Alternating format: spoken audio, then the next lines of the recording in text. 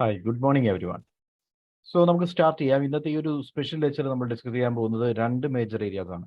ഒന്നാമതായിട്ട് നമ്മൾ ലീഡർഷിപ്പ് തിയറീസിനെ പറ്റി ഡിസ്കസ് ചെയ്യുന്നു. എല്ലാ തിയറീസും അത് ഡീറ്റെയിൽ ആയിട്ട് ഡിസ്കസ് ചെയ്ത് പോവുകയാണ് നമ്മുടെ ലക്ഷ്യം. അതോടൊപ്പം തന്നെ നമ്മൾ വേരിയസ് മോട്ടിവേഷൻ തിയറീസിനെ പറ്റിയും ഈ ഒരു സെഷനിൽ തന്നെ ഡിസ്കസ് ചെയ്യും.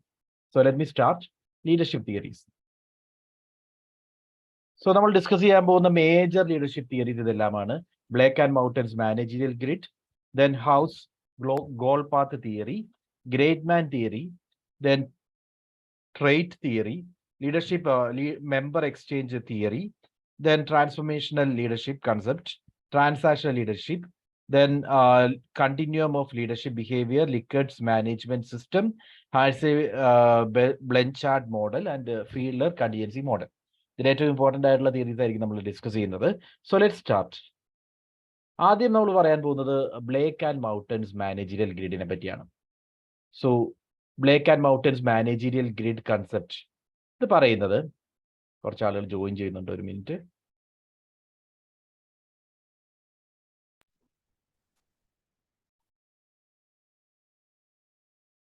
Okay, fine. So the treatment of task oriented and people orientation has 2 dimensions was the first step in leadership studies. അതായത് ആദ്യത്തെ ഒരു ലെവലിൽ നമ്മൾ ചിന്തിക്കുന്നത് മാനേജറുടെ പെർസെപ്ഷനിൽ മാനേജർ എത്രമാത്രം കൺസേൺഡ് ഫോർ പീപ്പിൾ ആണ്, അതേപോലെ തന്നെ മാനേജർ എത്രമാത്രം കൺസേൺ ഫോർ പ്രൊഡക്ഷൻ കാണിക്കുന്നുണ്ട്. ഇതിനെ ബേസ് ചെയ്ത്, അതായത് ടാസ്ക് ഓറിയന്റേഷനും പീപ്പിൾ ഓറിയന്റേഷനും വെച്ചുകൊണ്ട് നമ്മൾ ലീഡർഷിപ്പിനെ ഡിഫൈൻ ചെയ്യാൻ വേണ്ടി ശ്രമിക്കുകയാണ്.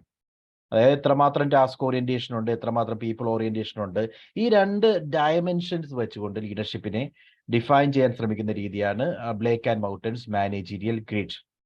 Okay, so many studies of leadership conducted in 1950s at the University of Michigan and Ohio universities focused on these 2 dimensions. So initial level ഈ രണ്ട് ഡയമെൻഷൻ വെച്ചുകൊണ്ടുള്ള സ്റ്റഡീസ് ആണ് കൂടുതലായിട്ട് നമുക്ക് കാണാൻ സാധിക്കുക. So anyway let's discuss the concept. ഈ theory പ്രകാരം മാനേജീരിയൽ ഗ്രിഡ് മോഡൽ പറയുന്നത് there are 5 മാനേജീരിയൽ സ്റ്റൈൽസ്.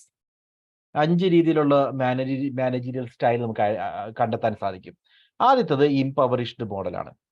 ഇംപവറിഷ്ഡ് എന്ന് പറഞ്ഞാൽ 1-1. നമ്മളിപ്പോൾ ഗ്രിഡ് വരയ്ക്കുകയാണെങ്കിൽ ഗ്രിഡിൽ ഏറ്റവും ലോ കൺസെപ്റ്റ് ആണ് 1-1. കണ്ടോ? So that means concern for people ഏറ്റവും കുറവാണ്, കൺസേൺ ഫോർ പ്രൊഡക്ഷനും ഏറ്റവും കുറവാണ്. അങ്ങനെയുള്ള ഒരു ലെവലിനെയാണ് നമ്മൾ ഇംപവറിഷ്ഡ് മാനേജ്മെന്റ് എന്ന് പറയുന്നത്.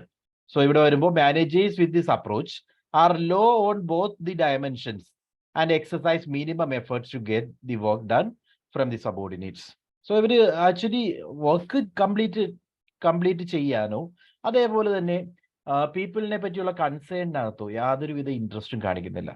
So the leader has low concern for employee satisfaction and work deadlines and as a result,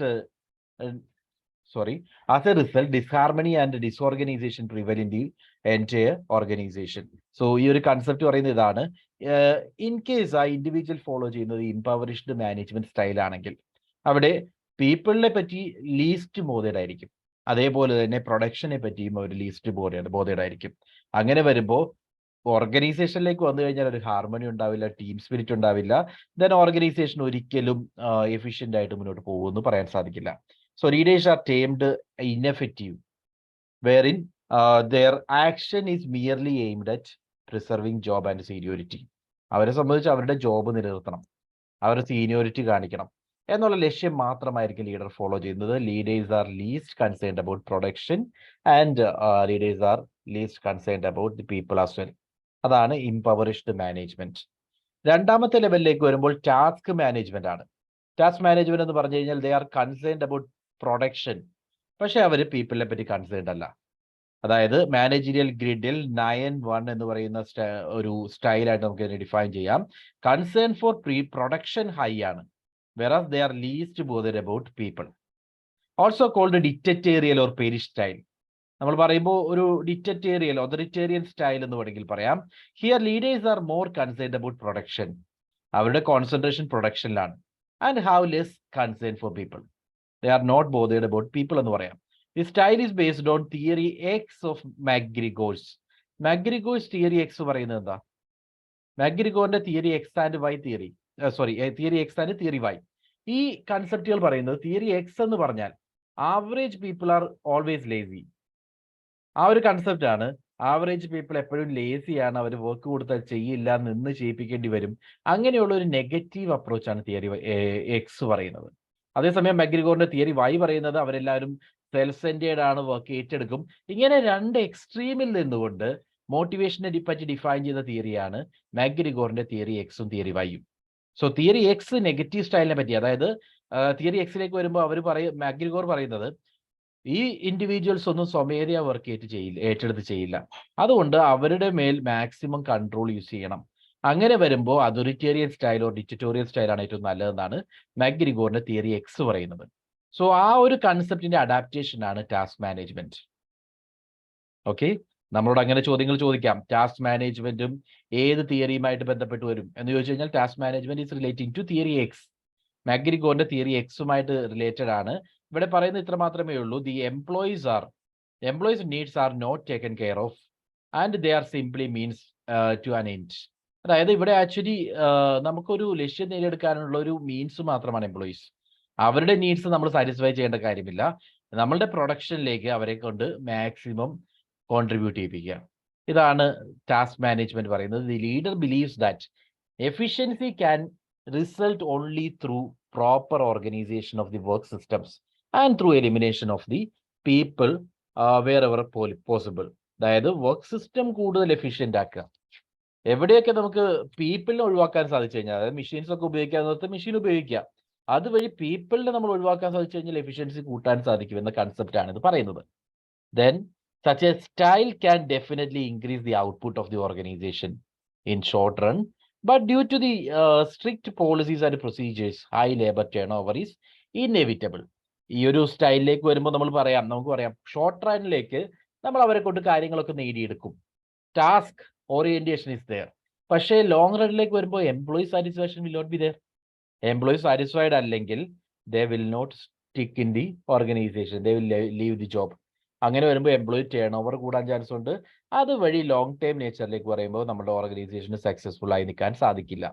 ഇതാണ് രണ്ടാമത്തെ grid, that is task management.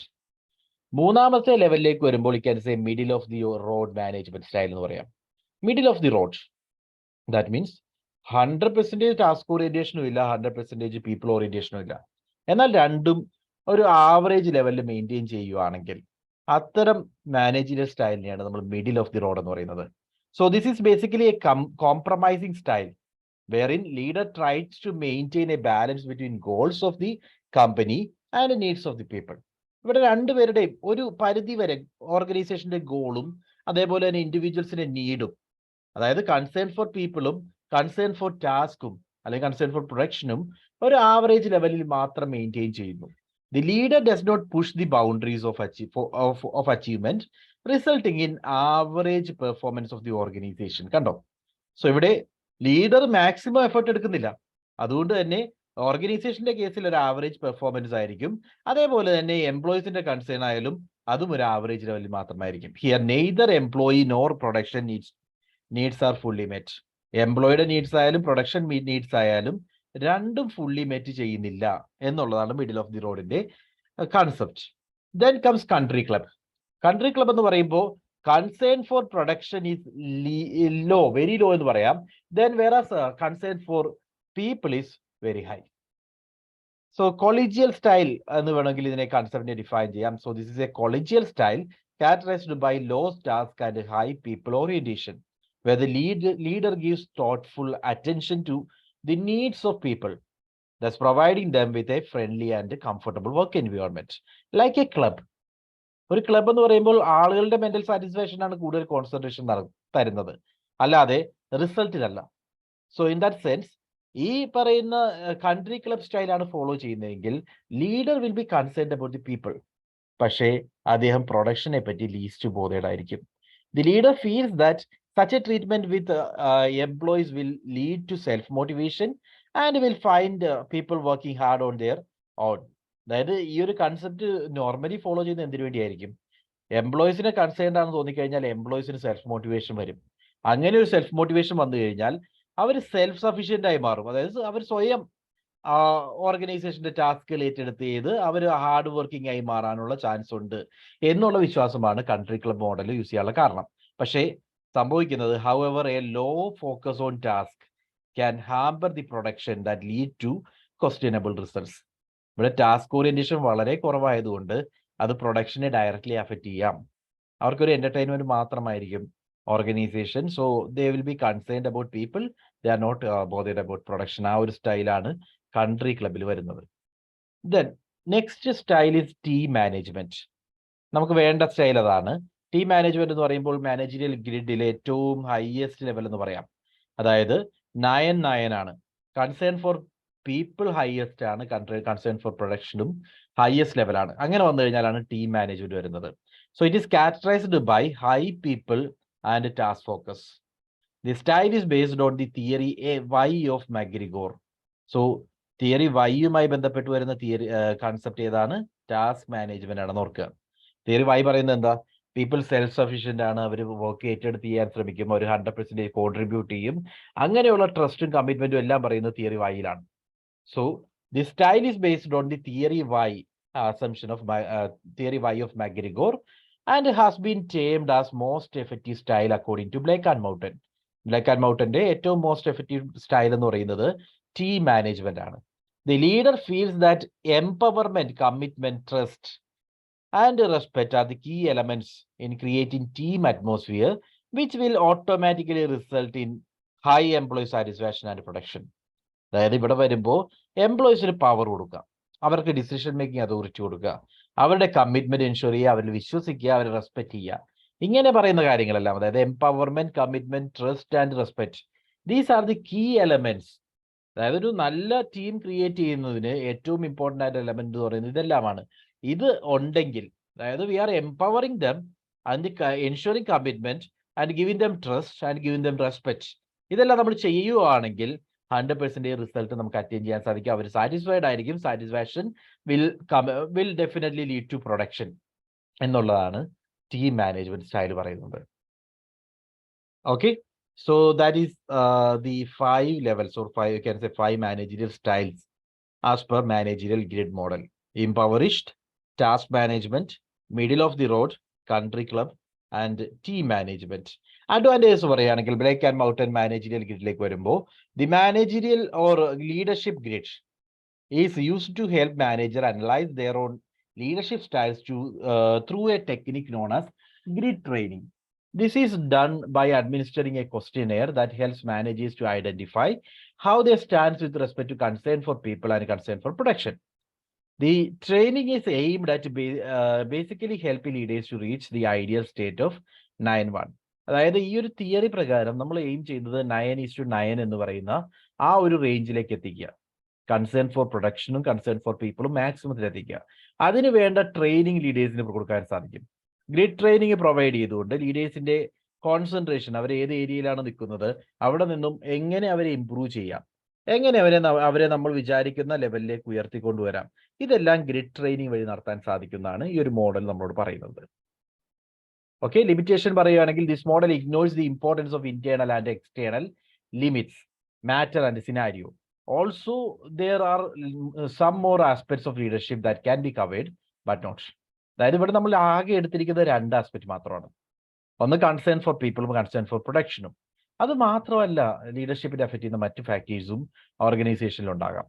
അങ്ങനെയുള്ള ഒരു കാര്യവും നമ്മളുടെ ഈ തിയറി പ്രകാരം കൺസിഡർ ചെയ്തിട്ടില്ല. അതാണ് ബ്ലിക്ക് ആൻഡ് മൗട്ടൻ തിയറിയുടെ limitation. So that is all about the first theory. Concept clear ആണോ? എന്തെങ്കിലും ഡൗട്ട് ഉണ്ടെങ്കിൽ ചോദിക്കാം പ്ലീസ്.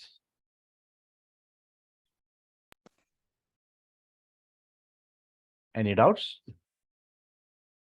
5 ലെവലുകൾ ഓർക്കുക. ഓക്കെ ആണോ? Is it clear? So let's move on. നമ്മളുടെ രണ്ടാമത്തെ തിയറി, നമ്മൾ ഡിസ്കസ് ചെയ്യുന്ന രണ്ടാമത്തെ തിയറിയാണ് House goal path theory. The theory was developed by Robert House and has its root in expectancy theory of motivation. Actually, you need to note down all these things, because നമ്മളിപ്പോൾ theory എക്സുമായിട്ട് relate ചെയ്ത് വരുന്ന theory ഏതാണ്? അതായത് motivation തിയറിയിൽ motivation theory എക്സുമായി relate ചെയ്ത് വരുന്ന theory. അതേപോലെ motivation theory വൈയുമായി relate ചെയ്ത് വരുന്ന ലീഡർഷിപ്പ് തിയറി ഏതാണ്? അതേ രീതിയിൽ തന്നെയാണ് ഗോൾ പാത്ത് തിയറിയും എക്സ്പെരിയൻസി തിയറിയുമായിട്ട് റിലേറ്റ് ചെയ്തിരിക്കുകയാണ്. സോ ഇങ്ങനെയുള്ള കണക്ഷൻസ് നമ്മളോട് ചോദിക്കാം, വളരെ ഇമ്പോർട്ടൻ്റ് ആണ്. So this is based on or this is having it's Roots from can say expectancy theory of motivation. The theory is based on the premise that an employee's perception of expectancy is between his effort and performance is greatly affected by leadership behavior. അതായത് expectancy, അത് നമ്മളുടെ പ്രതീക്ഷകളാണ് യഥാർത്ഥത്തിൽ പറയുന്നത്. Expectancy തിയറിയെ പറ്റി കുറച്ച് കഴിയുമ്പോൾ നമ്മൾ discuss ചെയ്യും. എനിവേ, ഈ തിയറി പറയുന്നത്, this theory is based on the premise that employees' perception of expectation, അവരുടെ കാഴ്ചപ്പാട്, അവരുടെ എക്സ്പെക്റ്റേഷനെ പറ്റിയുള്ള കാഴ്ചപ്പാടെന്ന് പറയുന്നത് is between his efforts and performance, അവരുടെ എഫേർട്ടും അവർക്ക് കിട്ടുന്ന റിസൾട്ടുമായി ബന്ധപ്പെട്ടാണ്. എന്നാൽ that is directly affected by leader's behaviour, അതിനകത്ത് ലീഡറുടെ ബിഹേവിയർ ഒരു പ്രോമിനന്റ് റോൾ പ്ലേ ചെയ്യുന്നുണ്ട്. ഓക്കെ, സോ ഓരോ ഇൻഡിവിജ്വലിന്റെയും എക്സ്പെക്റ്റൻസീസിൽ ലീഡറുടെ ബിഹേവിയർ ഒരു പ്രോമിനന്റ് റോൾ പ്ലേ ചെയ്യുന്നുണ്ട്. അതാണ് concept. So the leader help group members in attaining reward by clarifying the paths to the goals and removing obstacles of performance. അതായത് ഇവരെ ആക്ച്വലി എങ്ങനെയാണ് മുന്നോട്ട് പോവേണ്ടതെന്ന് ക്ലിയർ ആയിട്ട് പറഞ്ഞു കൊടുക്കുന്നു. ഗോളിലേക്ക് എങ്ങനെയാണ് എത്തേണ്ടതെന്ന് പറഞ്ഞു കൊടുക്കുന്ന ലീഡറാണ്. അതേപോലെ അവരുടെ മുമ്പിലുണ്ടാകുന്ന തടസ്സങ്ങൾ മാറ്റി ആ പെർഫോമൻസിന്റെ മാക്സിമം ലെവലിലേക്ക് ഉയർത്തിക്കൊണ്ടുവരുന്ന ഒരു ലീഡറാണ്. So they do so by providing the information, support and other resources which are required by the employees to complete the task. So ഓരോ ഇൻഡിവിജ്വലിനെയും അവരുടെ പെർഫോമൻസിനെ ഗ്രേറ്റ്ലി അഫക്റ്റ് ചെയ്യുന്നത് ലീഡർ കാണിച്ചു കൊടുക്കുന്ന വഴിയാണ്. സോ ഹൗസിന്റെ ഗോൾ പാത്ത് തിയറി അതാണ് പറയുന്നത്. ലീഡറുടെ റോൾ എന്ന് പറയുന്നത് ഇവിടെ ഓരോ എംപ്ലോയീസിനും അവരുടെ പെർഫോമൻസിലേക്കുള്ള വഴികാട്ടിയാകുക എന്നുള്ളതാണ്. ഓക്കെ, അതിന് വേണ്ട ഇൻഫർമേഷൻ, സപ്പോർട്ട്, അതേപോലെ മറ്റ് റിസോഴ്സുകൾ, ഇതെല്ലാം പ്രൊവൈഡ് ചെയ്യുന്നത് ലീഡർ ആയിരിക്കും. So you can say house goal path theory advocates servant leadership. As per servant leadership theory, leadership is not viewed as a position of power. Rather, leader acts as coaches and facilitators to their subordinates. അപ്പോൾ ഈ ഒരു കൺസെപ്റ്റിൽ house path theory follow ചെയ്യുന്നത് servant leadership concept ആണ്. എന്തുകൊണ്ടാണ്? നമ്മൾ already പറഞ്ഞു, ഇവിടെ ലീഡറുടെ role എന്ന് പറയുന്നത് ഗോൾ കാണിച്ചു കൊടുക്കുക, ഗോളിലേക്ക് എത്തിക്കുക എന്നുള്ളതാണ്. അതിനു വേണ്ടിയുള്ള തടസ്സങ്ങൾ മാറ്റി കൊടുക്കുക, അതേപോലെ അവർക്കുള്ള വഴികാട്ടിയാകുക, അതിനുവേണ്ട ഇൻഫർമേഷൻ പ്രൊവൈഡ് ചെയ്യുക, സപ്പോർട്ട് പ്രൊവൈഡ് ചെയ്യുക, അതോടൊപ്പം മറ്റ് റിസോഴ്സുകൾ അവൈലബിൾ ആക്കുക. ഇതൊക്കെ വഴി ലീഡർ എന്താ ചെയ്യുന്നത്?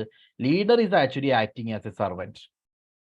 ഓക്കെ, ലീഡർ ഇവിടെ എംപ്ലോയീസിന്റെ ഒരു ഫെസിലിറ്റേറ്റർ ആയിട്ടോ ഒരു കോച്ചായിട്ടോ ആക്ട് ചെയ്യുന്നു. അവർക്ക് വേണ്ട കാര്യങ്ങൾ ചെയ്തു കൊടുക്കുന്ന ഒരു പാർട്ടിയായിട്ട്, ഒരു ബോഡി ആയിട്ടായിരിക്കും ലീഡർ ആക്ട് ചെയ്യുക.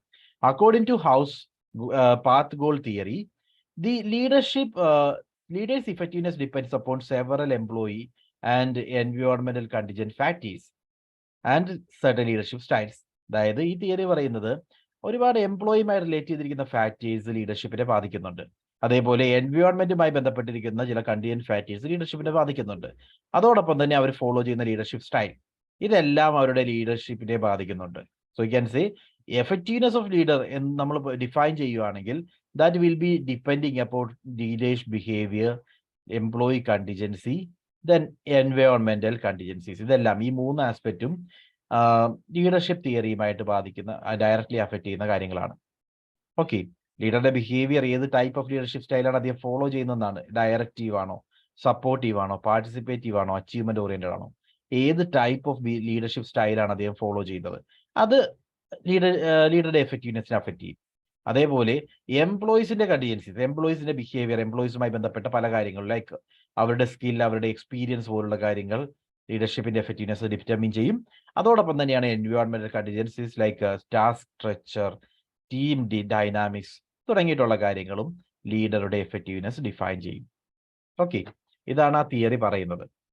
So as per contingency theory അല്ല, House path goal theory. Path goal theory പ്രകാരം യു ക്യാൻ സേ ലീഡർഷിപ്പ് സ്റ്റൈലിനെ പല രീതിയിൽ നമുക്ക് ക്ലാസിഫൈ ചെയ്യാം. 4 ലീഡർഷിപ്പ് സ്റ്റൈൽസ് അദ്ദേഹം നമ്മളോട് പറഞ്ഞു. 4 തരത്തിലുള്ള ലീഡർഷിപ്പ് സ്റ്റൈൽസ് ആണ് ഡിഫൈൻ ചെയ്തിരിക്കുന്നത്. 1 directive, 2 supportive, 3 participative and 4 achievement oriented. So directive, Here the leader provides guidelines, lets subordinates know what is expected of them, sets performance standards for them, and control behavior when performance standards are not met. He make judicious use of rewards and disciplinary action. The style is same as task oriented one. അപ്പോൾ ഇവിടെ എന്തൊക്കെയാണ് സംഭവിക്കുന്നത്? Leader ഇവിടെ എംപ്ലോയീസിനെ motivate ചെയ്യാനും performance ensure ചെയ്യാനും വേണ്ടി he makes complete control. അദ്ദേഹം directive ആണ്, ഇൻസ്ട്രക്ഷൻസ് കൃത്യമായിട്ട് കൊടുക്കും. അവരിൽ നിന്ന് എന്താണ് എക്സ്പെക്ട് ചെയ്യുന്നതെന്ന് അവരോട് പറഞ്ഞു കൊടുക്കും, അവരുടെ സ്റ്റാൻഡേർഡ് സെറ്റ് ചെയ്ത് കൊടുക്കും. അതോടൊപ്പം തന്നെ അവരുടെ സ്റ്റാൻഡേർഡിൽ നിന്ന് എന്തെങ്കിലും വേരിയേഷൻ വരുവാണെങ്കിൽ കൺട്രോളിങ്ങും അദ്ദേഹം തന്നെ നടത്തും. സോ ഇത്തരത്തിലൊരു ഡയറക്റ്റീവ് ലെവലിൽ, അതായത് പൂർണ്ണമായിട്ടും reward and disciplinary action based ആയിട്ടുള്ള ഒരു മാനേജ്മെന്റ്, ഒരു ലീഡർഷിപ്പ് സ്റ്റൈൽ, അതാണ് ഡയറക്റ്റീവ് സ്റ്റൈൽ. ഓക്കെ. രണ്ടാമത്തത് supportive style. The leader is friendly towards subordinates and displays personal concern for their needs, welfare and well-being. This style is same as people-oriented leadership. Supportive എന്ന് പറയുമ്പോൾ as we know, supportive എങ്ങനെയായിരിക്കും? എംപ്ലോയീസിന്റെ ഒപ്പം നിൽക്കും, സബോർഡിനേറ്റ്സിന് ഒരു friendly നേച്ചറിലുള്ള ഒരു leadership style provide ചെയ്യും, അവരുടെ വെൽഫെയറിനെ പറ്റി കൺസേൺഡ് ആയിരിക്കും, അവരുടെ നീഡ്സ് എന്താണെന്ന് അറിയാൻ ശ്രമിക്കും, അവരുടെ വെൽബീയിങ് എൻഷുർ ചെയ്യാൻ ശ്രമിക്കും. ഇതൊരു ലീഡർഷിപ്പ് സ്റ്റൈലാണ്. Okay. So friendly nature maintain ചെയ്തുകൊണ്ട് ഒരു പീപ്പിൾ ഓറിയന്റഡ് ആയിട്ടുള്ള ലീഡർഷിപ്പ് സ്റ്റൈൽ. ഡയറക്റ്റീവ് എന്ന് പറയുമ്പോൾ അദ്ദേഹം റിസൾട്ട് ഓറിയന്റഡ് ആണ്, ടാസ്ക് ഓറിയന്റഡ് ആണ്. വേറാസ് സപ്പോർട്ടീവ് എന്ന് പറയുമ്പോൾ ഇവിടെ പീപ്പിൾ ഓറിയന്റഡ് ആയിട്ടുള്ള ലീഡർഷിപ്പ് സ്റ്റൈലാണ് ഫോളോ ചെയ്യുന്നത്. ഓക്കെ, അതാണ് ആദ്യത്തെ രണ്ട് സ്റ്റൈൽസ്. മൂന്നാമതായിട്ട് participative style. The leader believes in group decision making and shares information with subordinates, like MBO, management by objective ഒക്കെ ഇല്ലേ, അതേപോലെ ഗ്രൂപ്പ് ഡിസിഷൻ മേക്കിംഗ് സ്റ്റൈലിൽ വിശ്വസിക്കുന്നു. അതാണ് പാർട്ടിസിപ്പേറ്റീവ്. എംപ്ലോയീസിന്റെ ഡിസിഷൻ മേക്കിംഗിൽ പാർട്ടിസിപ്പേറ്റ് ചെയ്യിപ്പിക്കുന്നു. So they believes in group decision making and shares information with subordinates. He consult his subordinates on important decisions relating to work, task goals and path to resolve goals. So work എന്താണെന്നുള്ളതുമായി ബന്ധപ്പെട്ട കാര്യങ്ങളിൽ എംപ്ലോയീസുമായിട്ട് സംസാരിക്കും. അതോടൊപ്പം അവരുടെ task determine ചെയ്യുന്നതിലും goal set ചെയ്യുന്നതിലും ഒക്കെ എംപ്ലോയീസിനെ പാർട്ടിസിപ്പേറ്റ് ചെയ്യിപ്പിക്കുന്നു. ദെൻ പ്രശ്നങ്ങൾ പരിഹരിക്കാനും അതേപോലെ ഗോൾ എങ്ങനെ അച്ചീവ് ചെയ്യണം, ഇതിനകത്തും എംപ്ലോയീസിന്റെ പാർട്ടിസിപ്പേഷൻ എൻഷുർ ചെയ്യുന്നു. സോ പാർട്ടിസിപ്പേറ്റീവ് സ്റ്റൈൽ എന്ന് പറയുമ്പോൾ employees are participated in decision making, അതാണ് പാർട്ടിസിപ്പേറ്റീവ് സ്റ്റൈൽ. നാലാമത്തെ style achievement oriented leadership style. So the leader sets challenging goals and encourage employees to reach their peak performance. The leader believes that employees are responsible through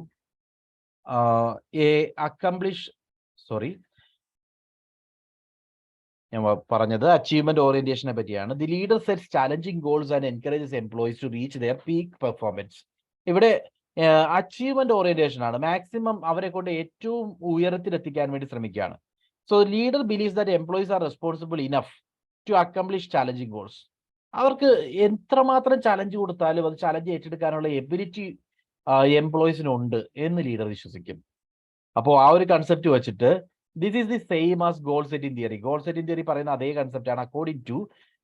according to the theory, these leadership styles are not mutually exclusive and leaders are capable of selecting more than one kind of style suitable for particular situation. അതായത് achievement orientation എന്ന് പറഞ്ഞാൽ എംപ്ലോയീസിന്റെ level of achievement എന്താണോ അതിനനുസരിച്ചായിരിക്കും leadership style follow ചെയ്യുന്നത്. എംപ്ലോയീസിന്റെ level of achievement പല രീതിയിലാകാം. ഇപ്പോൾ അവർ ഏറ്റവും base ലെവലിലാണെങ്കിൽ അവിടെ നമ്മൾ ഡയറക്റ്റീവ് സ്റ്റൈൽ ഫോളോ ചെയ്യേണ്ടി വരും. Okay, directive style. അതേസമയം സപ്പോർട്ടീവ് സ്റ്റൈൽ കൊടുക്കേണ്ടവരാണെങ്കിൽ ആ ലെവൽ, അതേപോലെ പാർട്ടിസിപ്പേറ്റ് ചെയ്യിപ്പിക്കാവുന്നവരാണെങ്കിൽ ആ ലെവൽ. അങ്ങനെ ഓരോ ഇൻഡിവിജ്വലിന്റെയും ലെവൽ എങ്ങനെയാണ്, അവരെ പീക്ക് പെർഫോമൻസിൽ എത്തിക്കാൻ എന്താണ് ചെയ്യേണ്ടത്, അതനുസരിച്ച് ഡിഫറെന്റ് സ്റ്റൈൽ സെലക്ട് ചെയ്യാമെന്നുള്ളതാണ് അച്ചീവ്മെന്റ് ഓറിയന്റഡ് ആയിട്ടുള്ള ലീഡർഷിപ്പ് ഡിഫൈൻ ചെയ്യുന്നത്. So there are 4 styles. Path goal theory പറയുന്നത് ലീഡർഷിപ്പ് 4 തരത്തിലാകാം: directive style, supportive style, participative style and achievement oriented style. Directive ആണെങ്കിൽ ടാസ്ക് ഓറിയന്റേഷൻ ആണ്, ഇൻസ്ട്രക്ഷൻസ് കൃത്യമായിട്ട് കൊടുക്കുന്നു, ആ ഇൻസ്ട്രക്ഷൻസ് കൃത്യമായിട്ട് ചെയ്യുന്നുണ്ടെന്ന് ഉറപ്പാക്കാൻ വേണ്ടി റിവാർഡും ഡിസിപ്ലിനറി ആക്ഷൻസും പ്രൊവൈഡ് ചെയ്യുന്ന സ്റ്റൈലാണ് ഡയറക്റ്റീവ്. സപ്പോർട്ടീവ് ആണെങ്കിൽ അവരുടെ എംപ്ലോയീസിനെ പറ്റി കൂടുതൽ കൺസേൺഡ് ആണ്, അവരുടെ വെൽഫെയർ, അവരുടെ നീഡ്സ് ആൻഡ് വെൽബീയിങ് അത് സാറ്റിസ്ഫൈ ചെയ്യാനായിരിക്കും സപ്പോർട്ടീവ് സ്റ്റൈൽ മാനേജർ ചെയ്യുന്നത്. പാർട്ടിസിപ്പേറ്റീവ് ആണെങ്കിൽ അവിടെ ഡിസിഷൻ മേക്കിങ്ങിൽ പാർട്ടിസിപ്പേറ്റ് ചെയ്യിപ്പിക്കുന്നു. അച്ചീവ്മെന്റ് ഓറിയന്റഡ് ആണെങ്കിൽ എംപ്ലോയീസിനെ പീക്കിൽ എത്തിക്കുക എന്നുള്ളതാണ് ലക്ഷ്യം, അതിനുവേണ്ടി ഏത് സ്റ്റൈൽ വേണമെങ്കിലും മിക്സ് ആയിട്ട് ഫോളോ ചെയ്യാം. Like in the case of A goal setting theory. Okay ആണോ? രണ്ടാമത്തെ തിയറി ക്ലിയർ ആണോ? Second theory was house goal path theory, path goal theory എന്ന് പറയാം. ക്ലിയർ ആണോ? ക്ലിയർ ആണ് sir. Okay fine. Let's move on. മൂന്നാമത്തെ theory, മൂന്നാമത്തെ leadership theory trait theory of leadership ആണ്. The trade model of leadership is based on the characteristics of many leaders, both successful and unsuccessful, and is used to predict the leadership effectiveness. അതായത് ഇവിടെ വരുമ്പോൾ കുറെ ലീഡേഴ്സിന്റെ successful theories പറഞ്ഞുകൊണ്ട്, അല്ലെങ്കിൽ അവരുടെ successful ആയിട്ടുള്ള leadership behaviour പറഞ്ഞുകൊണ്ട് ഇന്ന ട്രേറ്റ് ഉള്ളതുകൊണ്ട് അവർ സക്സസ്ഫുൾ ആയിരുന്നു, ഇന്ന ട്രേറ്റ് ഇല്ലാത്തത് കൊണ്ട് അവർ അൺസക്സസ്ഫുൾ ആയിരുന്നു, അങ്ങനെ ഡിഫൈൻ ചെയ്യാൻ ശ്രമിക്കുന്നതാണ് ട്രേറ്റ് തിയറി.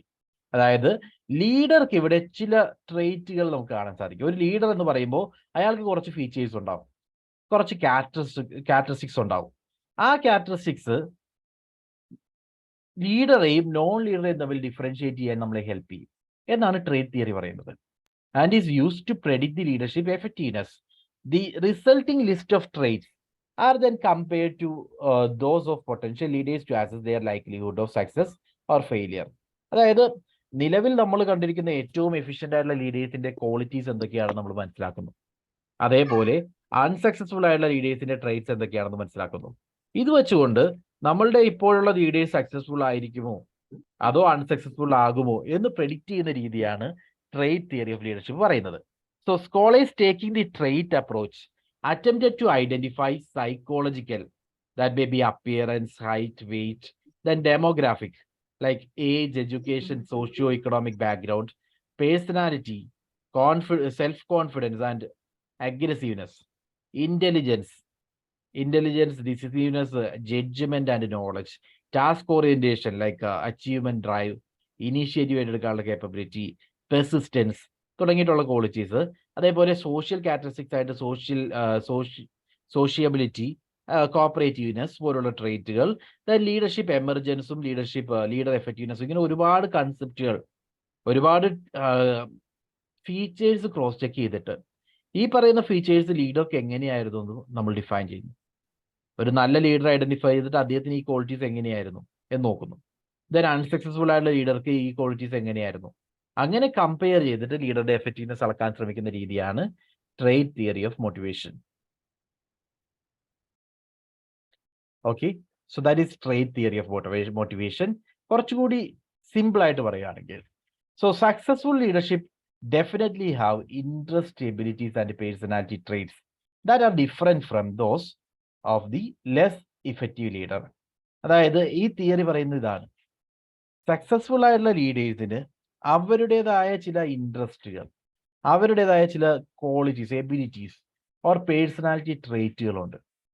അത് നോൺ എഫക്റ്റീവ് ലീഡേഴ്സുമായിട്ട് കമ്പയർ ചെയ്യുമ്പോൾ, ഇഫക്റ്റീവ് ആകാത്ത ലീഡേഴ്സുമായിട്ട് കമ്പയർ ചെയ്യുമ്പോൾ അതിന്ന് ഡിഫറെന്റ് ആയിട്ടുള്ള ചില ക്വാളിറ്റീസ് സക്സസ്ഫുൾ ലീഡേഴ്സിന് കാണാൻ സാധിക്കും.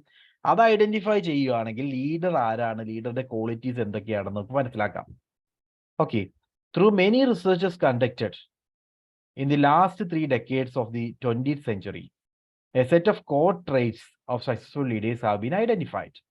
These traits are not responsible solely to identify whether a person will be successful leader or not, but they are essentially seen as preconditions that endow people with leadership potential.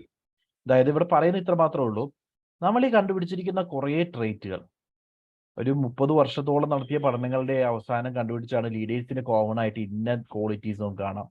ഒരു leader ആണെങ്കിൽ ഈ feature ഉണ്ടായിരുന്നു, ഇന്ന ലീഡർക്ക് ഈ feature ഉണ്ടായിരുന്നു. അങ്ങനെ identify ചെയ്ത generally ലീഡർക്ക് ഉണ്ടായിരുന്ന കുറേ ക്വാളിറ്റീസ്, കുറെ ഫീച്ചേഴ്സ് ഐഡന്റിഫൈ ചെയ്തു. ദെൻ സക്സസ്ഫുൾ അല്ലാത്ത ലീഡേഴ്സിന്റെ കുറെ ഫീച്ചേഴ്സ് ഐഡന്റിഫൈ ചെയ്തു. സോ സക്സസ്ഫുൾ ലീഡേഴ്സിന്റെ ഫീച്ചേഴ്സ് വെച്ചുകൊണ്ട് ഒരു നല്ല ലീഡർ ആണെങ്കിൽ ഈ ഫീച്ചേഴ്സ് ഒക്കെ ഉണ്ടാകും എന്ന് ഡിഫൈൻ ചെയ്യുന്ന തിയറിയാണ് ട്രേറ്റ് തിയറി. പക്ഷെ ഇവിടെ പറയുന്നത് ഇതെല്ലാം പ്രീ കണ്ടീഷൻസ് മാത്രമാണ്. ഈ ക്വാളിറ്റീസ് ഉള്ളവരെല്ലാവരും ലീഡറാണ് എന്ന് നമുക്ക് ഒരിക്കലും പറയാൻ സാധിക്കില്ല.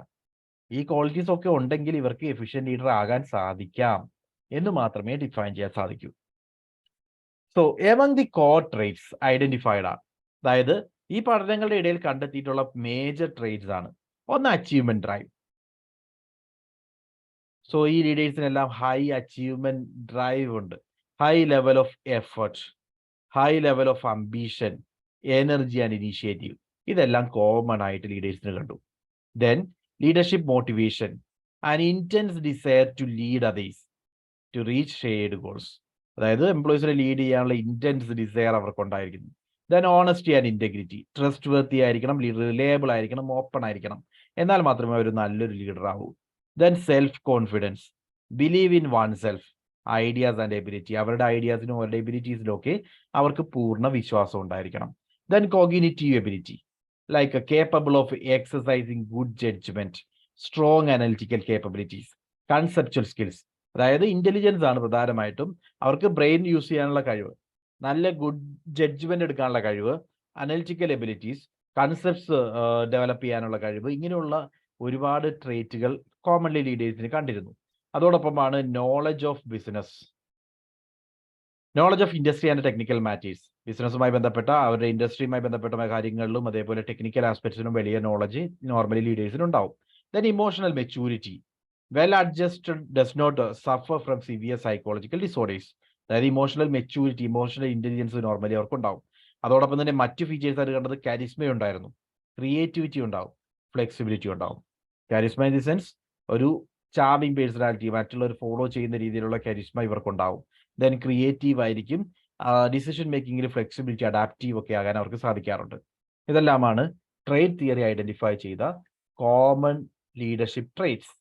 ജസ്റ്റ് ഒന്ന് നോക്കുക, അച്ചീവ്മെന്റ് ഡ്രൈവ് ഉണ്ടാവും, leadership motivation, honesty and integrity, self confidence, then cognitive abilities, knowledge of business, emotional maturity and some other basic features like charisma, creativity, flexibility. ഇതൊക്കെ ലീഡേഴ്സിനെ ഐഡന്റിഫൈ ചെയ്യാൻ സാധിക്കുമെന്നാണ് ഈ തിയറി പറയുന്നത്. സോ സ്ട്രെങ്ത് ഓർ അഡ്വാൻറ്റേജ്, ഈ theory പറയുവാണെങ്കിൽ ഈ theory naturally ഒരു പ്ലീസിങ് തിയറിയാണ്. എന്തുകൊണ്ടാണ് നമ്മളിവിടെ പറയുന്നത് ഇന്ന ക്വാളിറ്റീസ് ഒക്കെ ലീഡേഴ്സിനുണ്ടെന്നാണ്. സോ ഒരു സക്സസ്ഫുൾ ലീഡർ ആണെങ്കിൽ ഇത്രയും ക്വാളിറ്റീസ് മതി എന്നൊരു ചിന്തയും നമുക്ക് വരാം. So it's A pleasing theory. Then it is valid as lot of research has validated the foundation and the basis of this theory. ഈ തിയറി ശരിയാണ്, ഇതിന്റെ ബേസിക് കൺസെപ്റ്റ് തിയറാണ്, കറക്റ്റ് ആണെന്ന് ഒരുപാട് റിസർച്ചുകളിലൂടെ നമ്മൾ മനസ്സിലാക്കിയിട്ടുണ്ട്. അതുകൊണ്ട് ഒരു വാലിഡ് തിയറി ആയിട്ട് നമുക്ക് പറയാം. Then it serves as A yard stick against which leadership traits of an individual can be assessed. ഒരാളുടെ ലീഡർഷിപ്പ് ക്വാളിറ്റി അളക്കാനുള്ള ഒരു അളവുകോലായിട്ട് ഈ തിയറി നമുക്ക് യൂസ് ചെയ്യാം. It gives a detailed knowledge and understanding of leaders' elements in leadership process. അതായത് leader എന്തൊക്കെ qualities use ചെയ്തു, അവരുടെ leader element എന്താണ് എന്ന് കൃത്യമായിട്ട് ഡിഫൈൻ ചെയ്യാൻ സാധിക്കുന്ന ഒരു തിയറി ഇത് മാത്രമാണ്. ഓക്കെ, ഇതെല്ലാം ഇതിന് അഡ്വാൻറ്റേജ് ആണ്. സോ തിയറി പ്ലീസിങ് ആണെന്ന് പറഞ്ഞു, തിയറിക്ക് ഒരുപാട് റിസർച്ച് ബാക്ക്ഗ്രൗണ്ട് ഉണ്ട്, ഒരു യാർഡ് സ്റ്റിക്ക് ആയിട്ട് ഉപയോഗിക്കാം, ലീഡർ എലമെന്റ് എന്താണെന്ന് കൃത്യമായിട്ട് ഐഡന്റിഫൈ ചെയ്യാം, തുടങ്ങിയിട്ടുള്ള ഒരുപാട് അഡ്വാൻറ്റേജസ് ട്രേറ്റ് തിയറിക്ക് ഉണ്ടെങ്കിലും ട്രേറ്റ് തിയറിക്ക് വളരെ വലിയ ചില ലിമിറ്റേഷൻസ് ഉണ്ട്. ഒന്നാമത്തെ limitation, there is bound to be some subjective judgment in determining who is regarded as good and who is a successful leader. അതായത് നമ്മൾ ഒരാൾ സക്സസ്ഫുൾ ലീഡർ എന്ന് വിളിക്കണമെങ്കിൽ അതിനുവേണ്ടി നമ്മൾ എന്ത് ക്രൈറ്റീരിയ യൂസ് ചെയ്തത്, എന്ത് ബേസ് ചെയ്തുകൊണ്ടാണ് നമ്മൾ അവരെ സക്സസ്ഫുൾ ലീഡർ ആക്കിയത്, അതെന്തിനെ ബേസ് ചെയ്തുകൊണ്ടാണ് ഡിഫൈൻ ചെയ്തിരിക്കുന്നതെന്ന് നമുക്കറിയില്ല. അതുമായി ബന്ധപ്പെട്ട ഒരു സബ്ജക്റ്റീവ് ജഡ്ജ്മെന്റ് എന്താണെന്നുള്ളത് കൃത്യമായിട്ട് നമുക്ക് മനസ്സിലാക്കാൻ സാധിക്കുന്നില്ല. അതാണ് ഫസ്റ്റ് ലിമിറ്റേഷൻ. മനസ്സിലായോ? ഒരാളെ നമ്മൾ അൺസക്സസ്ഫുള്ളും ഒരാളെ നമ്മൾ സക്സസ്ഫുള്ളും ആക്കുന്നത് എന്ത് ക്രൈറ്റീരിയ വെച്ചുകൊണ്ടാണ്? Is it based on their results? Is it based on the employee satisfaction? അങ്ങനെ ഒരു ക്രൈറ്റീരിയ വെച്ചുകൊണ്ട് ഡിഫൈൻ ചെയ്തിട്ടില്ല. അതാണ് ഇതിന്റെ ഫസ്റ്റ് ലിമിറ്റേഷൻ. രണ്ടാമതായിട്ട്, the list of possible traits trend to be very long. എന്തുകൊണ്ടാണെന്ന് വെച്ച് കഴിഞ്ഞാൽ 100-ൽ കൂടുതൽ പല തരത്തിലുള്ള ലീഡർഷിപ്പ് ട്രേറ്റ്സ് നമുക്ക് ഐഡന്റിഫൈ ചെയ്യാം. അങ്ങനെ ഒരു വലിയ ഒരുപാട് ട്രേറ്റുകൾ എടുത്തിട്ട് ഇതെല്ലാമാണ് ലീഡർഷിപ്പ് ട്രേറ്റ്സ് എന്ന് പറയുന്നതുകൊണ്ട് ആർക്കെങ്കിലും എന്തെങ്കിലും ഗുണമുണ്ടോ? ഇതെല്ലാം വെറും ജനറലൈസേഷൻ ആണ്, കുറച്ച് ഡിസ്ക്രിപ്ഷൻസ് മാത്രമാണ്. അതുകൊണ്ട് ഒരാളെയും നമുക്ക് അസസ് ചെയ്യാൻ സാധിക്കില്ല. So that is the second limitation. Third one, there is also a disagreement over which trait are most important for effective leader. ഏത് ട്രേറ്റ് ആണ് ഏറ്റവും ഇമ്പോർട്ടൻ്റ് എന്ന് പറയാവുന്ന ഒരു ട്രേറ്റും ഐഡന്റിഫൈ ചെയ്യാൻ സാധിക്കുന്നില്ല.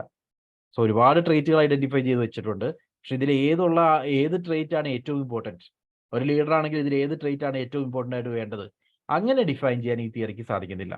So these are the major limitations of trait theory. Okay. So trait theory എന്താണ്? Simple വേർഡ്സിൽ മനസ്സിലാക്കുക. ട്രേറ്റ് തിയറി എന്ന് പറഞ്ഞാൽ ഒരു ലീഡറുടെ ട്രേറ്റുകൾ, ലീഡറുമായിട്ട് മാച്ച് ചെയ്യുന്ന ക്യാരക്ടറിസ്റ്റിക്സ് എന്തൊക്കെയാണ് എന്ന് ഡിഫൈൻ ചെയ്യുകയാണ് ചെയ്യുന്നത്.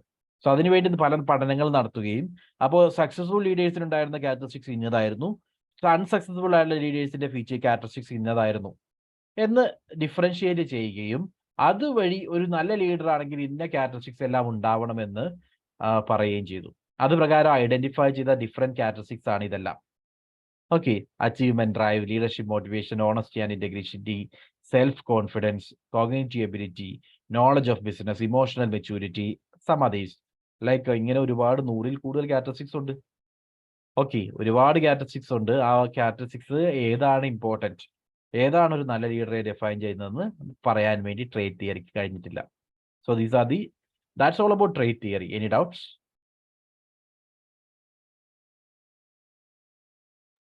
No, sir. Clear ആണ്. Okay, fine. Let's move on. അടുത്തത് ട്രാൻസ്ഫോർമേഷണൽ ലീഡർഷിപ്പ് തിയറി.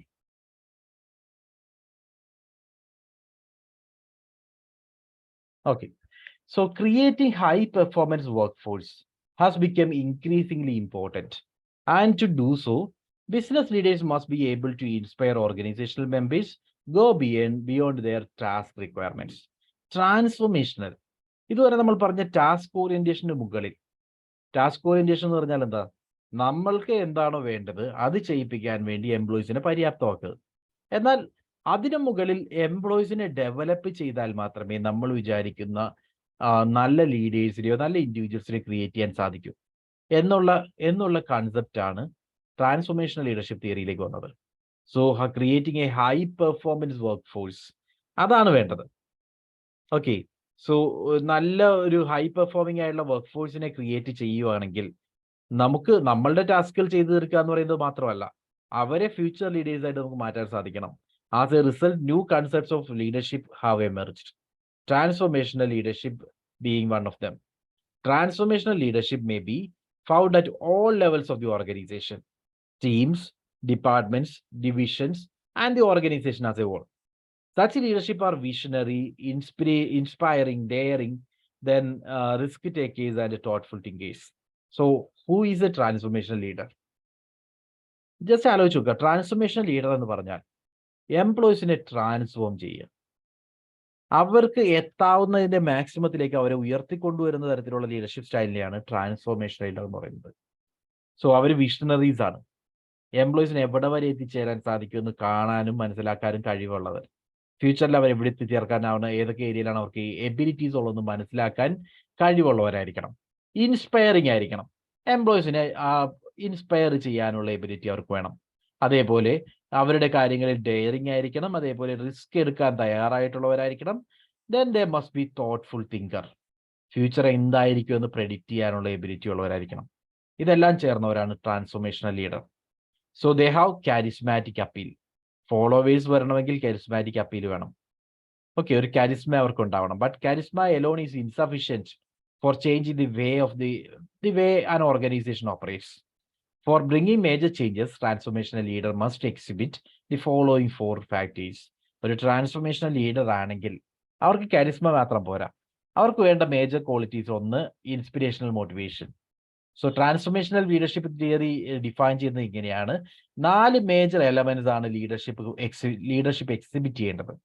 ഒന്ന്, inspirational motivation. 2, intellectual stimulation. 3, individual consideration, and finally idealized influence. So 4 element ആണ് ഒരു ട്രാൻസ്ഫോർമേഷണൽ ലീഡർഷിപ്പ് സ്റ്റൈലിൽ നമുക്ക് ഡിഫൈൻ ചെയ്യാൻ പറ്റുന്ന 4 major foundations. Okay, so inspirational motivation. The foundation of transformational leadership is the promotion of consistent vision, mission, and a set of values to members.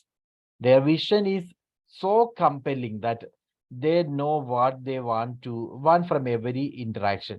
അതായത് ഓരോ ഇൻഡിവിജ്വലിനെയും inspire ചെയ്യാവുന്ന, അവരെ ഉയർത്തിക്കൊണ്ടുവരാൻ പറ്റുന്ന രീതിയിലുള്ള ഇൻഡിവിജ്വൽസ് ആയിരിക്കണം ഈ ലീഡേഴ്സ്.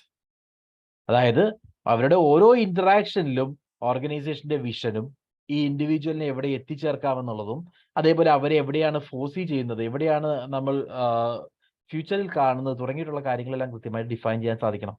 അത്തരത്തിലുള്ള ഒരു ഇൻസ്പിരേഷൻ ആയിരിക്കണം ഈ person. So transformational leaders guide followers by providing them with a sense of meaning and challenge.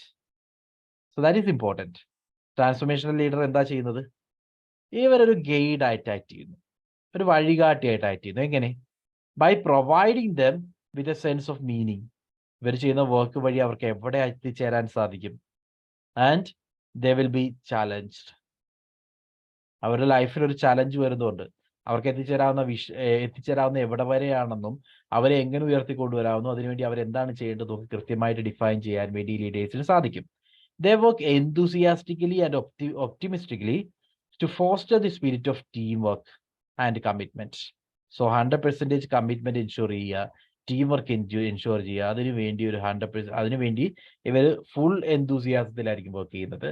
Optimism പൂർണ്ണമായിട്ടുണ്ടാവും. എങ്ങനെയാ? എംപ്ലോയീസിനെ ഉയർത്തിക്കൊണ്ടുവരണം. അതിനുവേണ്ട ഇൻസ്പിരേഷൻ ക്രിയേറ്റ് ചെയ്യുന്ന പേഴ്സണാലിറ്റീസ് ആയിരിക്കണം ട്രാൻസ്ഫോർമേഷണൽ ലീഡർ. ഓക്കെ. രണ്ടാമതായിട്ട് intellectual stimulation. Such leaders encourage their followers to be innovative and creative. They encourage new ideas from their followers. They never criticize them publicly for the mistakes committed by them. The leader focuses on the what in problems and do not focus on the blaming part of it. അതായത് ഇവിടെ intellectual ആയിട്ടുള്ള stimulation ആണ് എംപ്ലോയീസിനെ കൂടുതൽ creative ആക്കുക, innovative ആക്കുക. അതിനുവേണ്ടി അവരെ publicly criticise ചെയ്യില്ല. എംപ്ലോയീസിനെ കൂടുതലായിട്ടും കോൺസെൻട്രേറ്റ് ചെയ്യുന്നത് എന്താണ് പ്രോബ്ലം എന്നുള്ള ഏരിയയിലായിരിക്കും, അല്ലാതെ ആ ഇൻഡിവിജ്വൽസിനെ ബ്ലെയിം ചെയ്യുക എന്നുള്ള ഏരിയയിലല്ല. So they have no hesitation in discarding the old practice set by them if it is found to ineffective. ഇവർ ചെയ്യുന്ന പഴയ പ്രാക്ടീസുകൾ ഇൻഎഫക്റ്റീവ് ആണെങ്കിൽ പുതിയ പ്രാക്ടീസുകൾ കൊണ്ടുവരുന്നതിലും പഴയത് വേണ്ടാന്ന് വെക്കുന്നതിൽ യാതൊരു മടിയില്ലാത്തവരായിരിക്കും ഇങ്ങനത്തെ ലീഡർ. ഓക്കെ. രണ്ടാമത്തെ ക്വാളിറ്റിയാണ് ഇന്റലക്ച്വൽ സ്റ്റിമുലേഷൻ. അതായത് ഇന്നവേറ്റീവ് ആകാനുള്ള എബിലിറ്റി, എംപ്ലോയീസിനെ ക്രിയേറ്റീവായിട്ട് ചിന്തിപ്പിക്കാനുള്ള എബിലിറ്റി, ഇതെല്ലാം ഇന്റലക്ച്വൽ സ്റ്റിമുലേഷന്റെ ഭാഗമാണ്. മൂന്നാമതായിട്ട് idealised influence. So leader is an ideal, ഒരു റോൾ മോഡലാണ്. അപ്പൊ ആ ഒരു റോൾ മോഡൽ എന്നുള്ള രീതിയിൽ അവരെ ഇൻഫ്ലുവൻസ് ചെയ്യാനുള്ള എബിലിറ്റിയാണ് idealised influence. So they believe in the philosophy that a leader can influence followers only when they practise what he preaches. എന്താണോ അദ്ദേഹം പറയുന്ന കാര്യം ചെയ്യുന്നവരെ മാത്രമേ സബോർഡിനേറ്റ്സ് ഫോളോ ചെയ്യൂ. ഇതാണ് ഐഡിയലൈസ്ഡ് ഇൻഫ്ലുവൻസ് പറയുന്നത്. So the leader acts as a role model that followers seeks to emulate. Leader എന്ന് പറയുന്നത് ഒരു റോൾ മോഡൽ ആയിരിക്കും. ആ റോൾ മോഡലിനെ ഫോളോ ചെയ്യാനായിരിക്കും ഇദ്ദേഹത്തിന്റെ ഫോളോവേഴ്സ് എപ്പോഴും ശ്രമിക്കുന്നത്. Such leaders always win the trust and respect of their followers through there action. They typically place their followers' needs over their own, sacrifice their personal gains for them, and demonstrate high standards of ethical conduct. So ഇത്തരത്തിൽ idealised influence എന്ന് പറഞ്ഞു കഴിഞ്ഞാൽ അത് create ചെയ്യണമെങ്കിൽ തന്നെ ഈ leaders എപ്പോഴും ഫോളോവേഴ്സിന്റെ നീഡ്സിന് കൂടുതൽ ഇമ്പോർട്ടൻസ് കൊടുക്കും. അവരുടെ പേഴ്സണൽ ഗെയിനെ ഫോളോവേഴ്സിന് വേണ്ടി സാക്രിഫൈസ് ചെയ്യാൻ തയ്യാറാവും. High standards of ethical conduct കാണിക്കും. So the use of power by such leaders is aimed at influencing them to strive for the common goals of the organization. So ഇത്തരത്തില് ഒരു influence ഉപയോഗിച്ചുകൊണ്ട് ഇത്തരത്തിലൊരു role model ആയിട്ട് നിന്നുകൊണ്ട് influence ചെയ്യിപ്പിക്കുന്നു. അതുവഴി ഓർഗനൈസേഷന്റെ common ഗോൾസിലേക്ക് എംപ്ലോയീസിനെ എത്തിക്കാൻ ശ്രമിക്കുന്നു. ഇതാണ് idealised influence. Then individualized concentration. So leaders act as mentors to their followers and reward them for creativity and innovation. Employees ചെയ്യുന്ന അവരുടെ ക്രിയേറ്റിവിറ്റിക്കും ഇന്നോവേഷനും വേണ്ട റിവാർഡ്സ് കൊടുക്കുന്ന ഒരു മെന്റർ ആയിട്ടായിരിക്കും ലീഡർ ആക്ട് ചെയ്യുന്നത്. So the followers are treated differently according to their talent and knowledge. They are empowered to make decisions and are always provided with the needed support to implement their decision. So leaders സബോർഡിനേറ്റ്സിനെ പൂർണ്ണമായിട്ടും support ചെയ്യും. ഒരു mentor എന്നുള്ള രീതിയിൽ അവർക്ക് decision മേക്കിങ്ങിലുള്ള power കൊടുക്കുന്നു. So ഓരോ ഇൻഡിവിജ്വലിന്റെയും ലെവൽ എങ്ങനെയാണ്, അവരുടെ ടാലന്റ് എന്താണ്, നോളജ് എങ്ങനെയാണ്, അങ്ങനെ കൃത്യമായിട്ട് മനസ്സിലാക്കിയിട്ട് അതിനനുസരിച്ചുള്ള സപ്പോർട്ടായിരിക്കും ഇൻഡിവിജ്വലൈസ് ചെയ്തിട്ട് ഓരോ ലീഡറും പ്രൊവൈഡ് ചെയ്യുന്നത്. Okay. So these are the qualities of a transformational leader. ഒരു ട്രാൻസ്ഫോർമേഷണൽ ലീഡർഷിപ്പ് മോഡലിലേക്ക് വരുമ്പോൾ 4 മേജർ ഫാക്ടേഴ്സ് ആണ് ഐഡന്റിഫൈ ചെയ്യാവുന്നത്. ആ ലീഡർക്ക് 4 ക്വാളിറ്റീസ് ഉണ്ടാവും. ഒന്ന് ഇൻസ്പിറേഷണൽ മോട്ടിവേഷൻ ഉണ്ടാവും, ദെൻ ഇന്റലക്ച്വൽ സ്റ്റിമുലേഷൻ നടത്താനുള്ള എബിലിറ്റി ഉണ്ടാവും, ഐഡിയലൈസ്ഡ് ഇൻഫ്ലുവൻസ് ക്രിയേറ്റ് ചെയ്യും, then individualised consideration will be there. Okay, so that is the model of transformational leadership. Criticism, transformational ലീഡർഷിപ്പിന്റെ ക്രിറ്റിസിസം പറയുകയാണെങ്കിൽ, ഒന്നാമതായി transformational leadership makes use of impression management and therefore lends itself to amoral self-promotion by leaders. So it's all about impression management. ഒരു തരത്തിൽ പറയുകയാണെങ്കിൽ PR work പോലെയാണ്. എങ്ങനെയാ? അവരുടെ qualities maximum ആക്കുന്നു, ഇവരെ പറ്റിയുള്ള മറ്റുള്ളവരുടെ ഇംപ്രഷൻ ക്രിയേറ്റ് ചെയ്യുക. So it's like a self promotion. അങ്ങനെയാണ് ലീഡർഷിപ്പ് ഇവിടെ ആക്ട് ചെയ്യുന്നത്. The theory is very difficult to be trained and taught because it is a combination of many leadership theories. ഈ transformational leader ആകുക എന്ന് പറയുന്നത് അത്ര simple അല്ല, ബിക്കോസ് അവിടെ പല രീതിയിലുള്ള ലീഡർഷിപ്പ് തിയറി നമ്മൾ ഒരുമിച്ച് യൂസ് ചെയ്യേണ്ടി വരും. അതുകൊണ്ട് ഇത്തരത്തിലുള്ള ഒരു തിയറി ട്രെയിൻ ചെയ്യിപ്പിക്കുകയോ അല്ലെങ്കിൽ അത് പഠിപ്പിക്കുക എന്ന് പറയുന്നത് വളരെ ബുദ്ധിമുട്ടാണ്. Followers might be manipulated by the leader and there are chances that they lose more than they gain. So leader ഇവിടെ ഫോളോവേഴ്സിനെ ഇൻഫ്ലുവൻസ് ചെയ്യുകയാണ്. ഇൻ ദാറ്റ് സെൻസ് അവർക്ക് ഫോളോവേഴ്സിനെ തെറ്റിദ്ധരിപ്പിക്കാനും ചാൻസ് ഉണ്ട്. ഓക്കെ, ലീഡേഴ്സിന്റെ ഫോളോവേഴ്സിനെ ഏത് രീതിയിലും മാനിപ്പുലേറ്റ് ചെയ്യാൻ സാധിക്കുന്നുള്ളതാണ് മറ്റൊരു criticism. So these are the criticisms of transformational leadership theory. So transformational leadership clear ആണോ?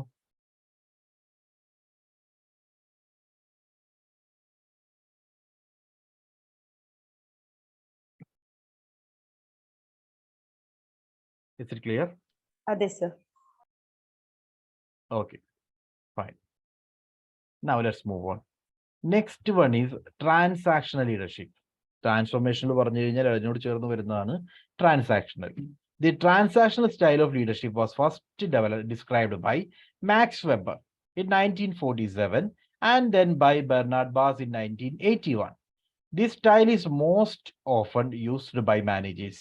It focuses on basic management process of controlling, organizing, and short-term planning. The famous examples of leaders who have used transactional technique include McCarthy and D. Guelle. So actually, transactional എന്ന് പറഞ്ഞാൽ, transactional എന്ന് പറയുന്ന വേർഡിന്റെ meaning എന്താ? നമുക്ക് വേണ്ട കാര്യങ്ങൾ നമ്മൾ നേടിയെടുക്കുക. ഓക്കെ, ലീഡറുടെ എയിം എന്ന് പറയുന്നത് ഇവിടെ എംപ്ലോയീസിനെ കൊണ്ട് കാര്യങ്ങൾ നടപ്പിലാക്കി എടുക്കുക എന്ന് പറയുന്നത് മാത്രമാണ്, അല്ലാതെ അവരെ ട്രാൻസ്ഫോം ചെയ്ത് ഉയർത്തിക്കൊണ്ടുവരിക എന്നുള്ളതല്ല. Transactional is all about task. നമ്മളുടെ ടാസ്ക് എന്താണോ ആ ടാസ്കിനെ കൃത്യമായിട്ട് മുന്നോട്ട് കൊണ്ടുപോവുക. The focus is on basic management process. അതായത് നമ്മൾ എങ്ങനെ കൺട്രോൾ ചെയ്യുന്നു, എങ്ങനെ ഓർഗനൈസ് ചെയ്യുന്നു, എങ്ങനെ പ്ലാനിങ് കണ്ടക്ട് ചെയ്യുന്നു, അങ്ങനെ പ്ലാനിങ് ചെയ്ത് കൃത്യമായിട്ട് ഉദ്ദേശിക്കുന്ന രീതിയിൽ കാര്യങ്ങൾ നടപ്പിലാക്കി എടുക്കുക എന്നുള്ളത് മാത്രമാണ് ട്രാൻസാക്ഷണൽ ലീഡർഷിപ്പ് പറയുന്നത്. So transactional leadership involves motivating and directing followers primarily through appealing to their own self interest.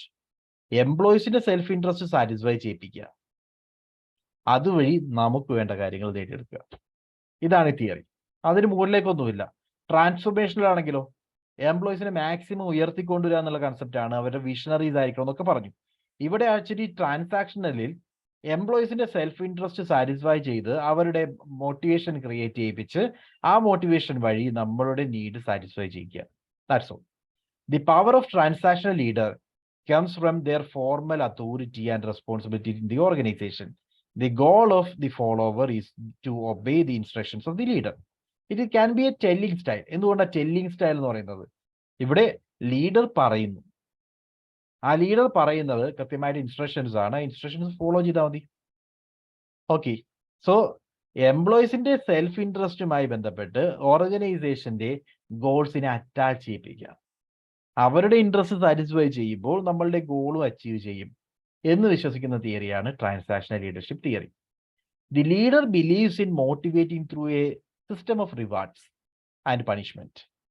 So if subordinates does what is desired, a reward will follow, and if it does not go as per the wishes of the leader, a punishment will follow. രണ്ട് concept ആണ്. ഒന്ന്, നല്ല രീതിയിൽ work ചെയ്യുന്ന subordinates ആണെങ്കിൽ reward കൊടുക്കുക. So reward കൊടുക്കുമ്പോൾ that will motivate them to work harder. ഇതേസമയം നമ്മൾ വിചാരിക്കുന്ന പോലെ വർക്ക് ചെയ്യാത്തവരാണെങ്കിലോ പണിഷ്മെന്റ് കൊടുക്കുക. ആ പണിഷ്മെന്റ് അവോയ്ഡ് ചെയ്യാൻ വേണ്ടി അവർ വർക്ക് ചെയ്യും, മാക്സിമം എഫർട്ട് എടുക്കും. ഇതാണ് ട്രാൻസാക്ഷൻ ലീഡർഷിപ്പ് പറയുന്നത്. Here the exchange between leader and follower takes place to achieve routine performance goals. Okay, organisation സംബന്ധിച്ച് അവരുടെ ഗോൾ അച്ചീവ് ചെയ്യുക എന്നുള്ളതാണ് പ്രധാനമായിട്ടും. സോ ലീഡറും അതേപോലെ എംപ്ലോയീസും തമ്മിലുള്ള റിലേഷൻ എന്ന് പറയുന്നത് ഓർഗനൈസേഷന്റെ പെർഫോമൻസ് ഗോളുമായിട്ട് കണക്റ്റഡ് ആണ്. ഓർഗനൈസേഷന്റെ പെർഫോമൻസ് ഗോൾ അറ്റൈൻ ചെയ്യിപ്പിക്കാൻ വേണ്ടി ലീഡർ അവരെ കൊണ്ട് കാര്യങ്ങൾ നടപ്പിലാക്കിയെടുക്കുന്നു. So these exchanges involves 4 dimension. 4 രീതിയിലുള്ള എക്സ്ചേഞ്ചസ് ആകാം. ഒന്ന് കണ്ടിജന്റ് റിവാർഡ്സ്. കണ്ടിജന്റ് റിവാർഡ്സ് എന്ന് പറഞ്ഞാൽ transactional leaders link goal to rewards. ഞാൻ പറഞ്ഞു, ആദ്യം ഗോൾസിനെ റിവാർഡുമായിട്ട് അറ്റാച്ച് ചെയ്യുന്നു. അതായത് നിങ്ങൾക്ക് തന്നിരിക്കുന്ന ടാർഗറ്റ് അച്ചീവ് ചെയ്ത് കഴിഞ്ഞാൽ you will get this reward. Okay, so ഗോളിനെ റിവാർഡുമായിട്ട് അച്ചീവ് ചെയ്യുന്നു. ക്ലാരിഫൈ എക്സ്പെക്ടേഷൻസ്, അവരിൽ നിന്നുള്ള എക്സ്പെക്ടേഷൻ എന്താണെന്ന് കൃത്യമായിട്ട് പറഞ്ഞു കൊടുക്കുന്നു. പ്രൊവൈഡ് നെസസറി റിസോഴ്സസ്, അവർക്ക് വേണ്ട റിസോഴ്സുകൾ പ്രൊവൈഡ് ചെയ്യുന്നു. Set mutually agreed upon goals, രണ്ടുപേരും തമ്മിൽ സംസാരിച്ച് എഗ്രി ചെയ്യുന്ന ഗോളുകൾ സെറ്റ് ചെയ്യുന്നു. And provide various kinds of rewards for successful performance, നല്ല രീതിയിൽ പെർഫോം ചെയ്യുന്നവരാണെങ്കിൽ അതിന് വേണ്ട റിവാർഡ്സ് സെറ്റ് ചെയ്യുന്നു. So they set smart goals for their subordinates. Smart in the sense measurable, specific, attainable, realistic and timely goals. Okay, so first thing എന്താ, contingent rewards ആണ്. അതായത് employees അവരുടെ ടാർഗറ്റുകൾ അച്ചീവ് ചെയ്യുമെങ്കിൽ അതുമായിട്ട് അറ്റാച്ച് ചെയ്യുന്ന rewards. So that will act as A booster. അവർക്ക് ആ ടാർഗറ്റുകൾ achieve ചെയ്യാൻ വേണ്ടിയുള്ള ഒരു മോട്ടിവേഷൻ ആയിട്ട് ഈ റിവാർഡുകൾ ആക്ട് ചെയ്യും.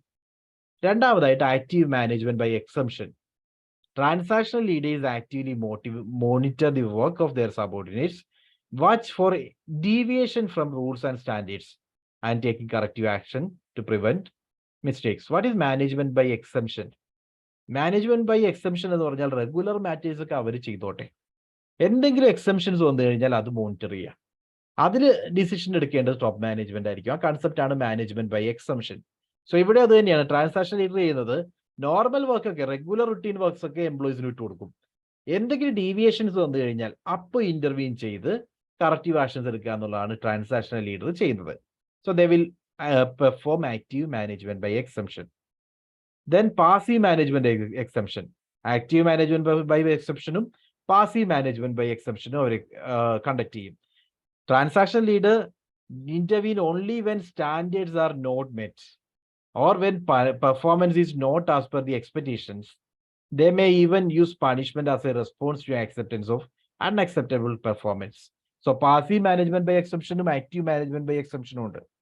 ആക്റ്റീവ് ഇൻ ദി സെൻസ് എവിടെയെങ്കിലും ഡീവിയേഷൻ വന്നു കഴിഞ്ഞാൽ ഇന്റർവീൻ ചെയ്യുക, ഡീവിയേഷൻ ഒന്നും വന്നില്ലെങ്കിലോ സൈലന്റ് ആയിട്ടിരിക്കുക. അതാണ് പാസീവ് മാനേജ്മെന്റ് ബൈ എക്സംഷൻ. ഒരു ഡീവിയേഷനും ഇല്ല, പെർഫോമൻസ് പ്രോപ്പർ ആയിട്ടാണ് കണ്ടക്ട് ചെയ്യുന്നതെങ്കിൽ അതിനകത്ത് ഇന്റർവീൻ ചെയ്യേണ്ട കാര്യമില്ല, ട്രാൻസാക്ഷണൽ ലീഡർ സൈലന്റ് ആയിരിക്കും. Okay, so that is called passive management by exemption. Then laissez-faire. The leader provides an environment where the subordinates get many opportunities and take decisions. Laissez-faire leadership എന്താണ്? Laissez-faire എന്ന് പറഞ്ഞാൽ leader കൂടുതൽ intervene ചെയ്യില്ല, സബോർഡിനേറ്റ്സിന് സ്വമേധയാ decision making എടുക്കാനുള്ള അധികാരം കൊടുക്കുന്ന leadership സ്റ്റൈലാണ് laissez-faire. സോ ഇവിടെ ഈ ഒരു ട്രാൻസാക്ഷണൽ ലീഡർ ആണെങ്കിൽ കാര്യങ്ങൾ നടപ്പിലാക്കിയാൽ മതി, അവരെങ്ങനെ ചെയ്യുന്നു എന്നുള്ളതിൽ നമ്മൾ കൂടുതൽ കോൺസെൻട്രേറ്റ് ചെയ്യേണ്ട കാര്യമില്ല. അതുകൊണ്ട് തന്നെ ലീഡർ കൂടുതൽ ഡിസിഷൻ മേക്കിംഗ് എംപ്ലോയീസിന് വിട്ടുകൊടുക്കും.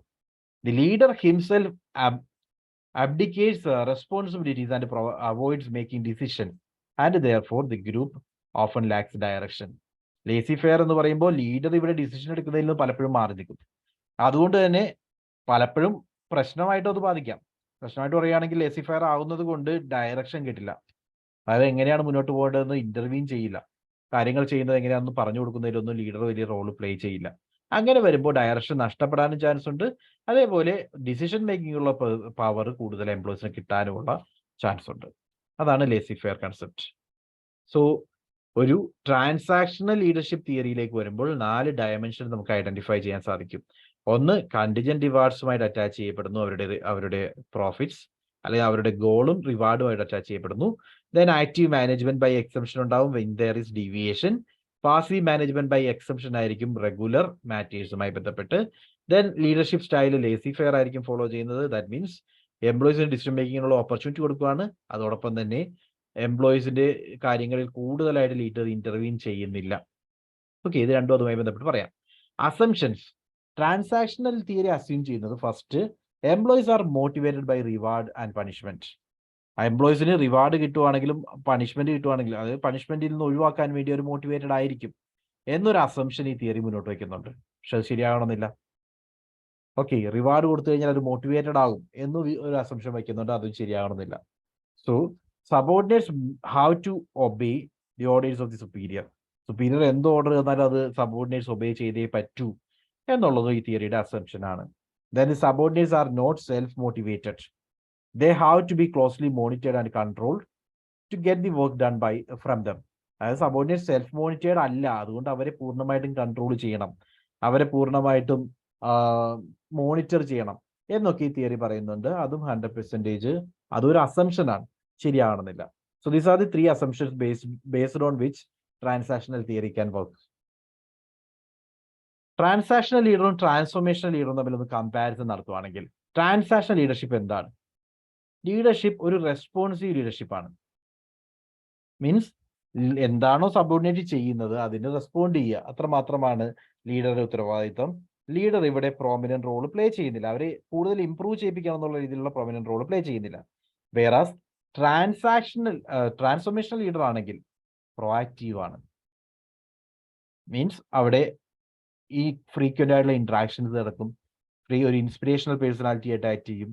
ഓക്കെ, നമ്മൾ പറഞ്ഞല്ലോ പല രീതിയിലുള്ള മോട്ടിവേഷൻസ് ഉണ്ട്. ഓക്കെ, അങ്ങനെ ഒരു വ്യൂവിലേക്ക് വരുമ്പോൾ ലീഡർ ഒരു പ്രോആക്റ്റീവ് പേഴ്സൺ ആണ്, വേറാസ് ട്രാൻസാക്ഷണൽ ലീഡറിൽ ഒരു റെസ്പോൺസീവ് പേഴ്സൺ മാത്രമാണ്. Then works within organisational culture. Organisation culture എന്താണോ അതിനകത്ത് ഉള്ളിൽ നിന്ന് വർക്ക് ചെയ്യുന്നു, ഓർഗനൈസേഷനുമായി ബന്ധപ്പെട്ട കാര്യങ്ങളിൽ മാത്രമായിരിക്കും കോൺസെൻട്രേറ്റ് ചെയ്യുന്നത്. എന്നാൽ transformational leadership want to change the organisation culture by impeding new ideas.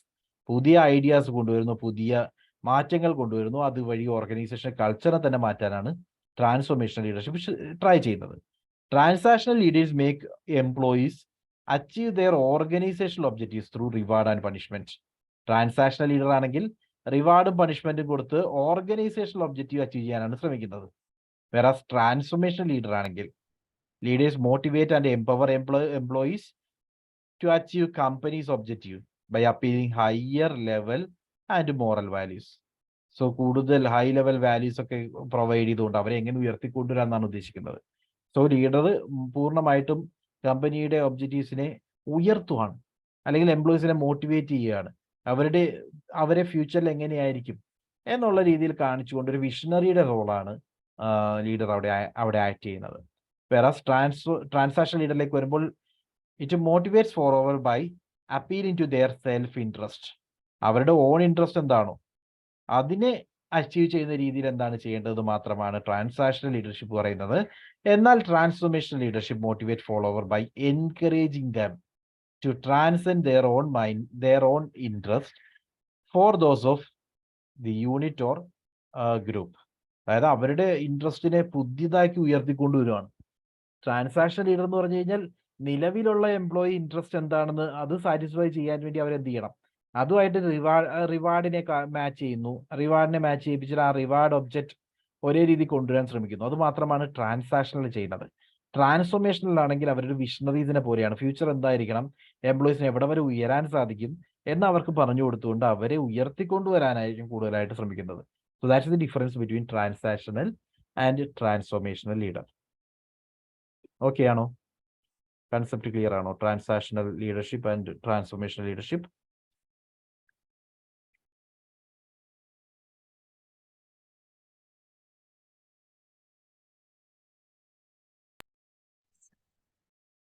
Okay.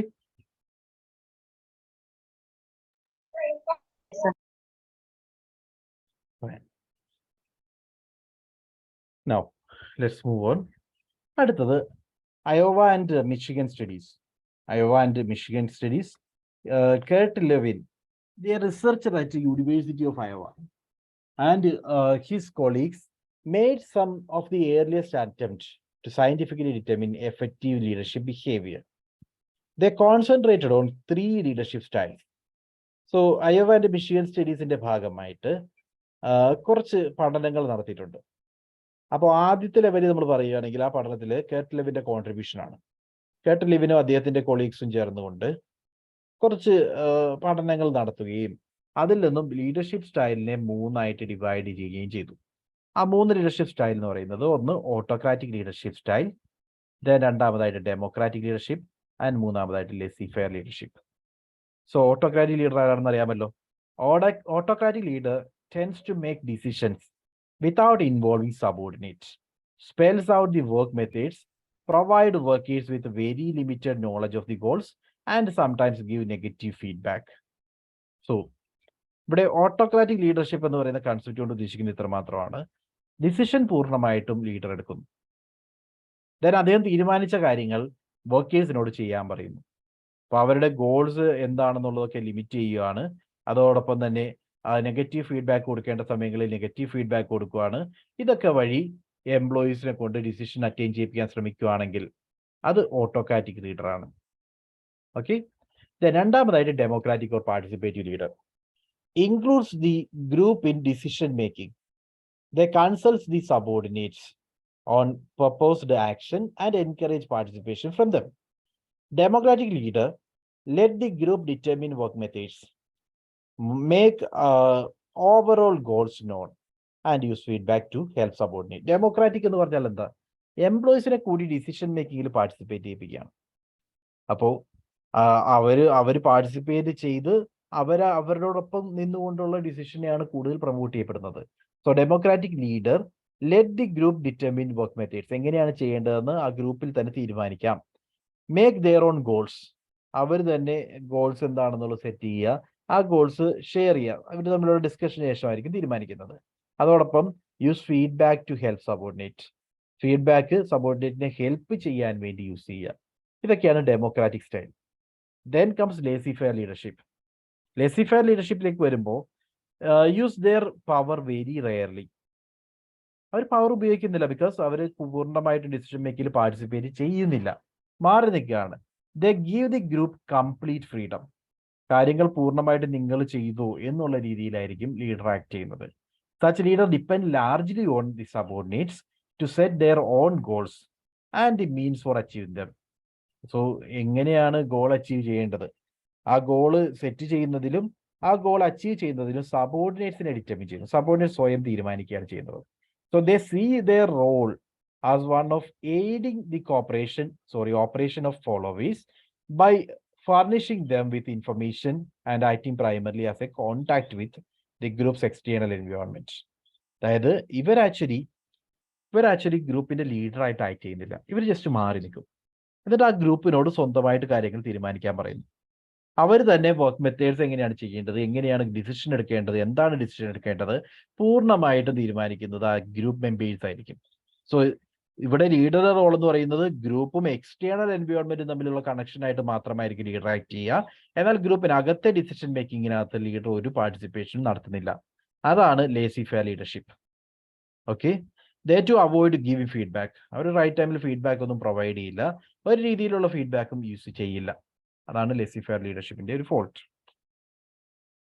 Okay ആണോ? 3 leadership styles: autocratic leader, democratic leader and laissez faire leadership. Iowa studies പ്രകാരം അങ്ങനെയാണ് ഡിഫൈൻ ചെയ്തിരിക്കുന്നത്. To determine which leadership style is most effective, Lewin and his colleagues trained some persons to exhibit each style of leaders. Each of the styles they were then placed in charge of various groups in a pre-adolescent boys club. അതായത് ഈ പറയുന്ന 3 സ്റ്റൈലിൽ ഏതാണ് effective എന്ന് മനസ്സിലാക്കാൻ വേണ്ടി Levin കുറച്ച് ആളുകളെ ട്രെയിൻ ചെയ്യിപ്പിച്ചു. അതായത് ഈ ഓരോ സ്റ്റൈലിലും ട്രെയിനിങ് പ്രൊവൈഡ് ചെയ്തു.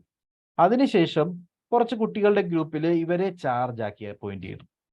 They found that every criterion in the study, groups with laissez-faire leaders underperformed in comparison with both the autocratic and democratic leader. അതായത് ഈ പഠനത്തിന്റെ എൻഡിൽ ഇവർക്ക് മനസ്സിലായത് ലേസി ഫെയർ ലീഡർ വന്നിരിക്കുന്ന ഗ്രൂപ്പുകൾ എല്ലാം അണ്ടർ പെർഫോംഡ് ആയിരുന്നു. ഓട്ടോക്രാറ്റിക് ആൻഡ് ഡെമോക്രാറ്റിക് ഗ്രൂപ്പ് വന്നപ്പോൾ അതിന്റെ പെർഫോമൻസും ബെറ്റർ ആയിരുന്നു. എന്തുകൊണ്ടാണ് ലേസി ഫെയർ അണ്ടർ പെർഫോംഡ് ആകാനുള്ള കാരണം? ലീഡർ അവിടെ ഒരു റോളും കൊടുക്കുന്നില്ല, പൂർണ്ണമായിട്ട് ഡിസിഷൻ എടുക്കാൻ അലോ ചെയ്തിരുന്നത് സബോർഡിനേറ്റ്സിനാണ്. അപ്പൊ അവരോട് സ്വന്തമായിട്ട് തീരുമാനിക്കാൻ പറയുമ്പോൾ, പൂർണ്ണമായിട്ട് സ്വന്തമായിട്ട് തീരുമാനിക്കുമ്പോൾ അതിനകത്ത് ലീഡർഷിപ്പ് ക്വാളിറ്റീസ് വരണമെന്നില്ല. അതുകൊണ്ട് ഓട്ടോക്രാറ്റിക് ഗ്രൂപ്പോ ഡെമോക്രാറ്റിക് ഗ്രൂപ്പോ ആണ് കൂടുതൽ കോൺട്രിബ്യൂട്ട് ചെയ്തതെന്ന് നമുക്ക് മനസ്സിലാക്കാൻ സാധിക്കും. While the amount of work done was equal in the groups with autocratic and democratic leaders, work quality and group satisfaction was high in democratic groups. അതായത് work ചെയ്തത് ഓട്ടോക്രാറ്റിക് ഗ്രൂപ്പിലും ഡെമോക്രാറ്റിക് ഗ്രൂപ്പിലും ഒരുപോലായിരുന്നു. ഓക്കെ, പക്ഷെ ക്വാളിറ്റിയുടെ കേസിലും സാറ്റിസ്ഫാക്ഷന്റെ കേസിലും democratic groups ആയിരുന്നു far better. Thus, autocratic group appeared to result in both good quantity and quality of work as well as satisfied work. Democratic group. So, democratic leaderലേക്ക് വരുമ്പോൾ democratic leader ആണ് കൂടുതൽ productive എന്ന് നമുക്ക് പറയാം. അതേപോലെ തന്നെ ഡെമോക്രാറ്റിക് ലീഡർ ആണ് കൂടുതൽ എംപ്ലോയി സാറ്റിസ്ഫാക്ഷനിലേക്ക് ചെന്ന് എത്തിച്ചതും. ഓക്കെ, ഈ പഠനങ്ങൾക്ക് എൻഡിൽ പ്രൂവ് ചെയ്തതാണ്. Okay, so that was about Iowa and Michigan studies. Iowa and Michigan studies വെച്ച് കണ്ടക്ട് ചെയ്ത സ്റ്റഡീസ് പ്രകാരം കേട്ട് ലെവിനും അദ്ദേഹത്തിന്റെ അസോസിയേറ്റ്സും ചേർന്നുകൊണ്ട് 3 ലീഡർഷിപ്പ് സ്റ്റൈൽസ് ഐഡന്റിഫൈ ചെയ്തു. Autocratic, democratic and laissez fair. എന്നിട്ട് അതിന്റെ ക്വാളിറ്റി ടെസ്റ്റ് ചെയ്യാൻ വേണ്ടി ഒരു ഗ്രൂപ്പിനെ അസൈൻ ചെയ്യുകയും ഈ ക്വാളിറ്റി പഠനങ്ങൾ നടത്തുകയും അതിൽ നിന്ന് കണ്ടെത്തിയ റിസൾട്ട് പ്രകാരം ലേസി ഫെയർ ലീഡേഴ്സ് ആണ് ഏറ്റവും മോശം എന്ന് മനസ്സിലാക്കുകയും ഓട്ടോക്രാറ്റിക് ആയാലും ഡെമോക്രാറ്റിക് ആയാലും ഒരേ റിസൾട്ട് കിട്ടിയെന്ന് മനസ്സിലാക്കുകയും ചെയ്തു. ആൻഡ് ഓട്ടോക്രാറ്റിക്കും ഡെമോക്രാറ്റിക്കും തമ്മിൽ കമ്പയർ ചെയ്തപ്പോൾ മനസ്സിലായത് ഡെമോക്രാറ്റിക്കിലേക്ക് വരുമ്പോൾ വർക്ക് ക്വാളിറ്റിയും ഗ്രൂപ്പ് സാറ്റിസ്ഫാക്ഷനും ഹൈ ആണെന്ന് തിരിച്ചറിഞ്ഞു. സോ ഏറ്റവും ബെസ്റ്റ് ആയിട്ട് നമുക്ക് പറയാവുന്നത് ഡെമോക്രാറ്റിക് ആണെന്നാണ് അവരുടെ സ്റ്റഡീസിന്റെ result. So that's all about Iowa studies. Clear ആണോ?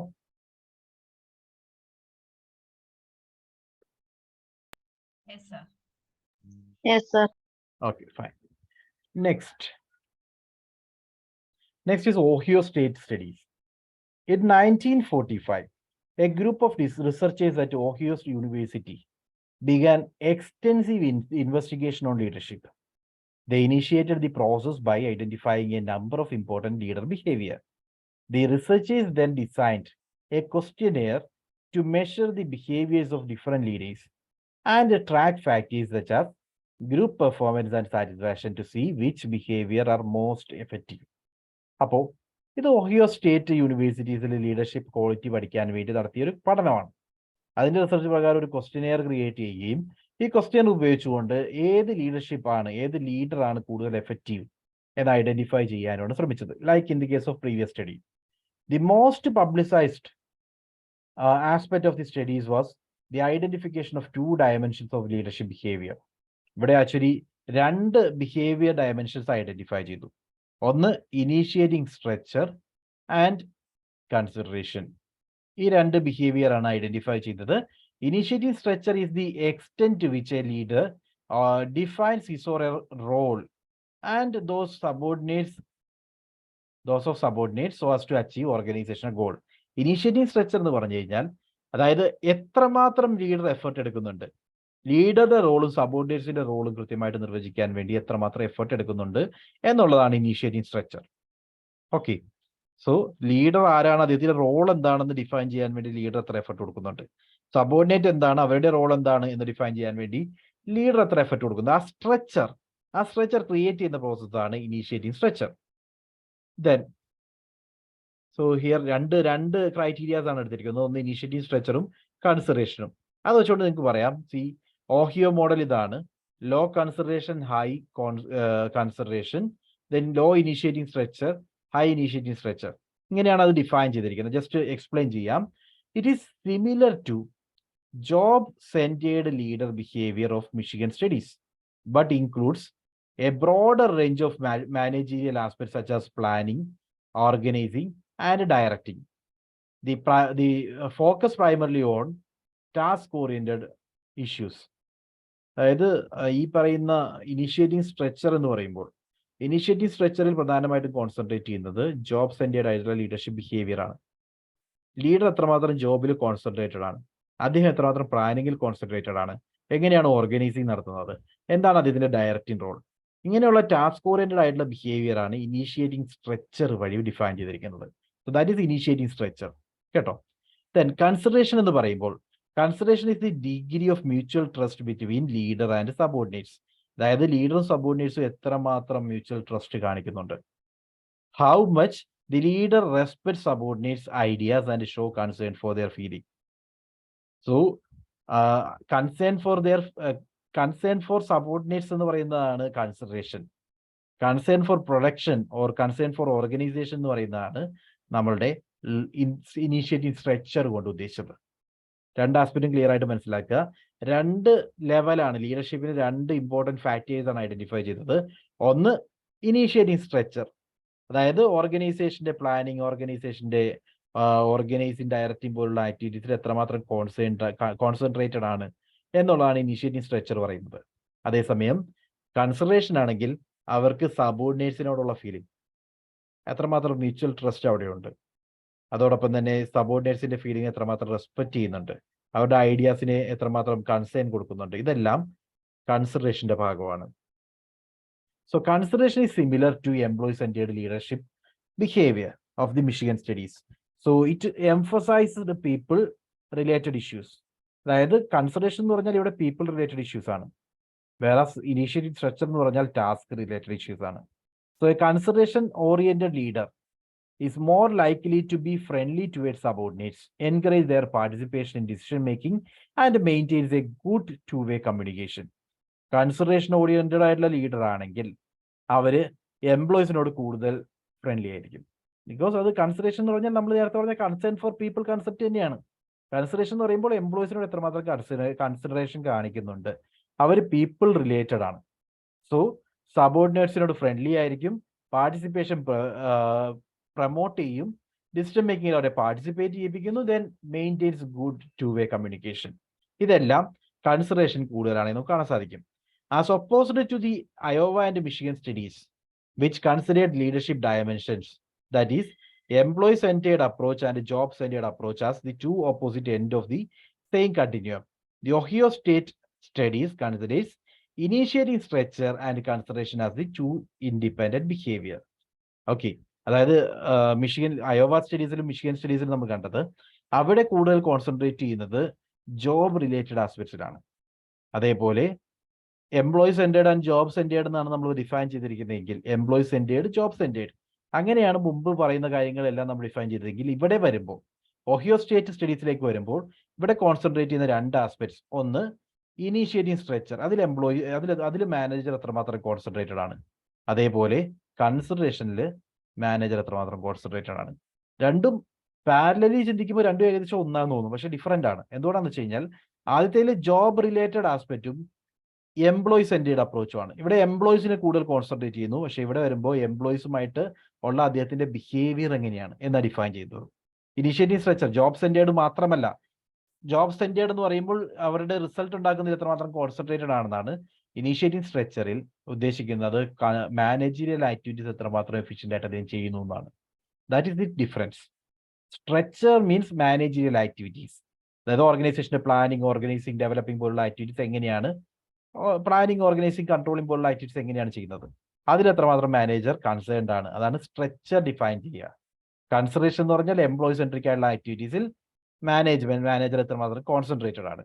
Okay, therefore the leadership behavior operated on separate continuum. രണ്ടായിട്ട് നമുക്ക് അതിനെ ഡിഫൈൻ ചെയ്യാൻ സാധിക്കും.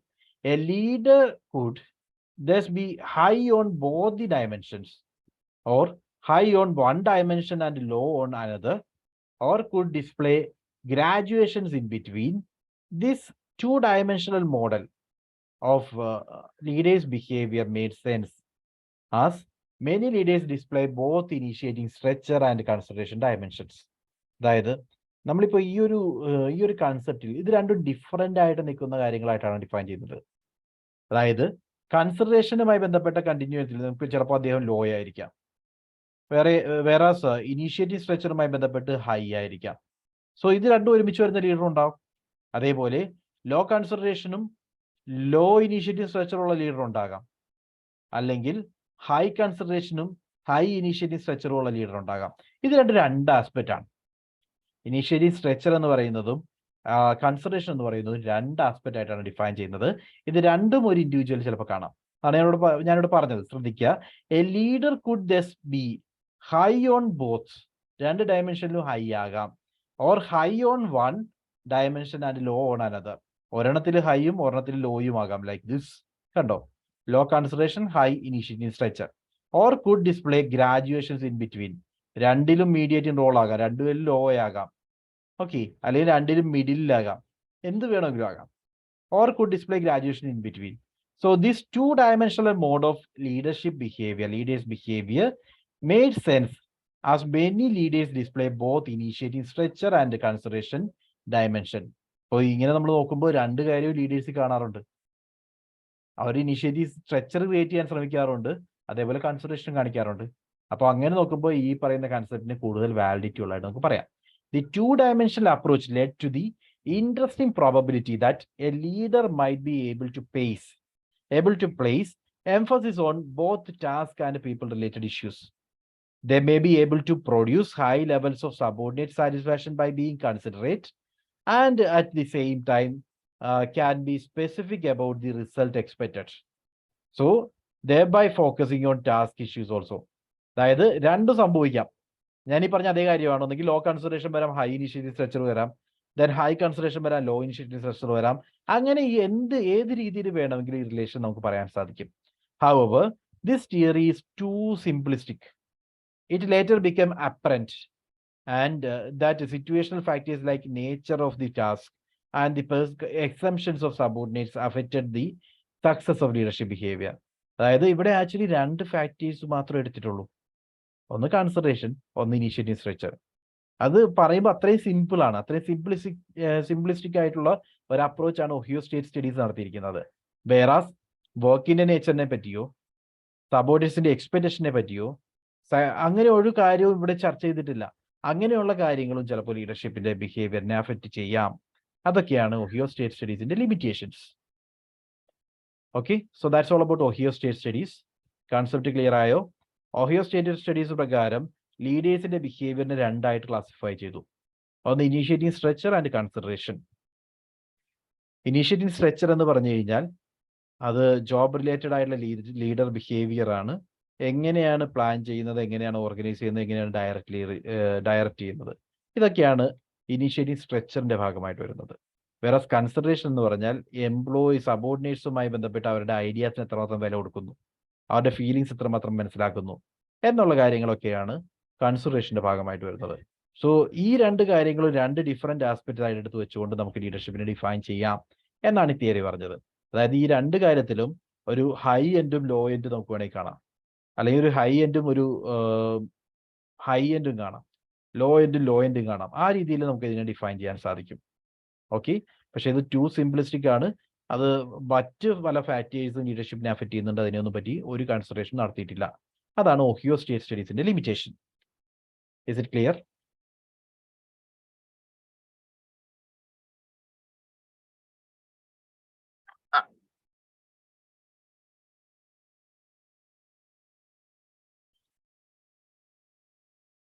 ക്ലിയർ ആണോ?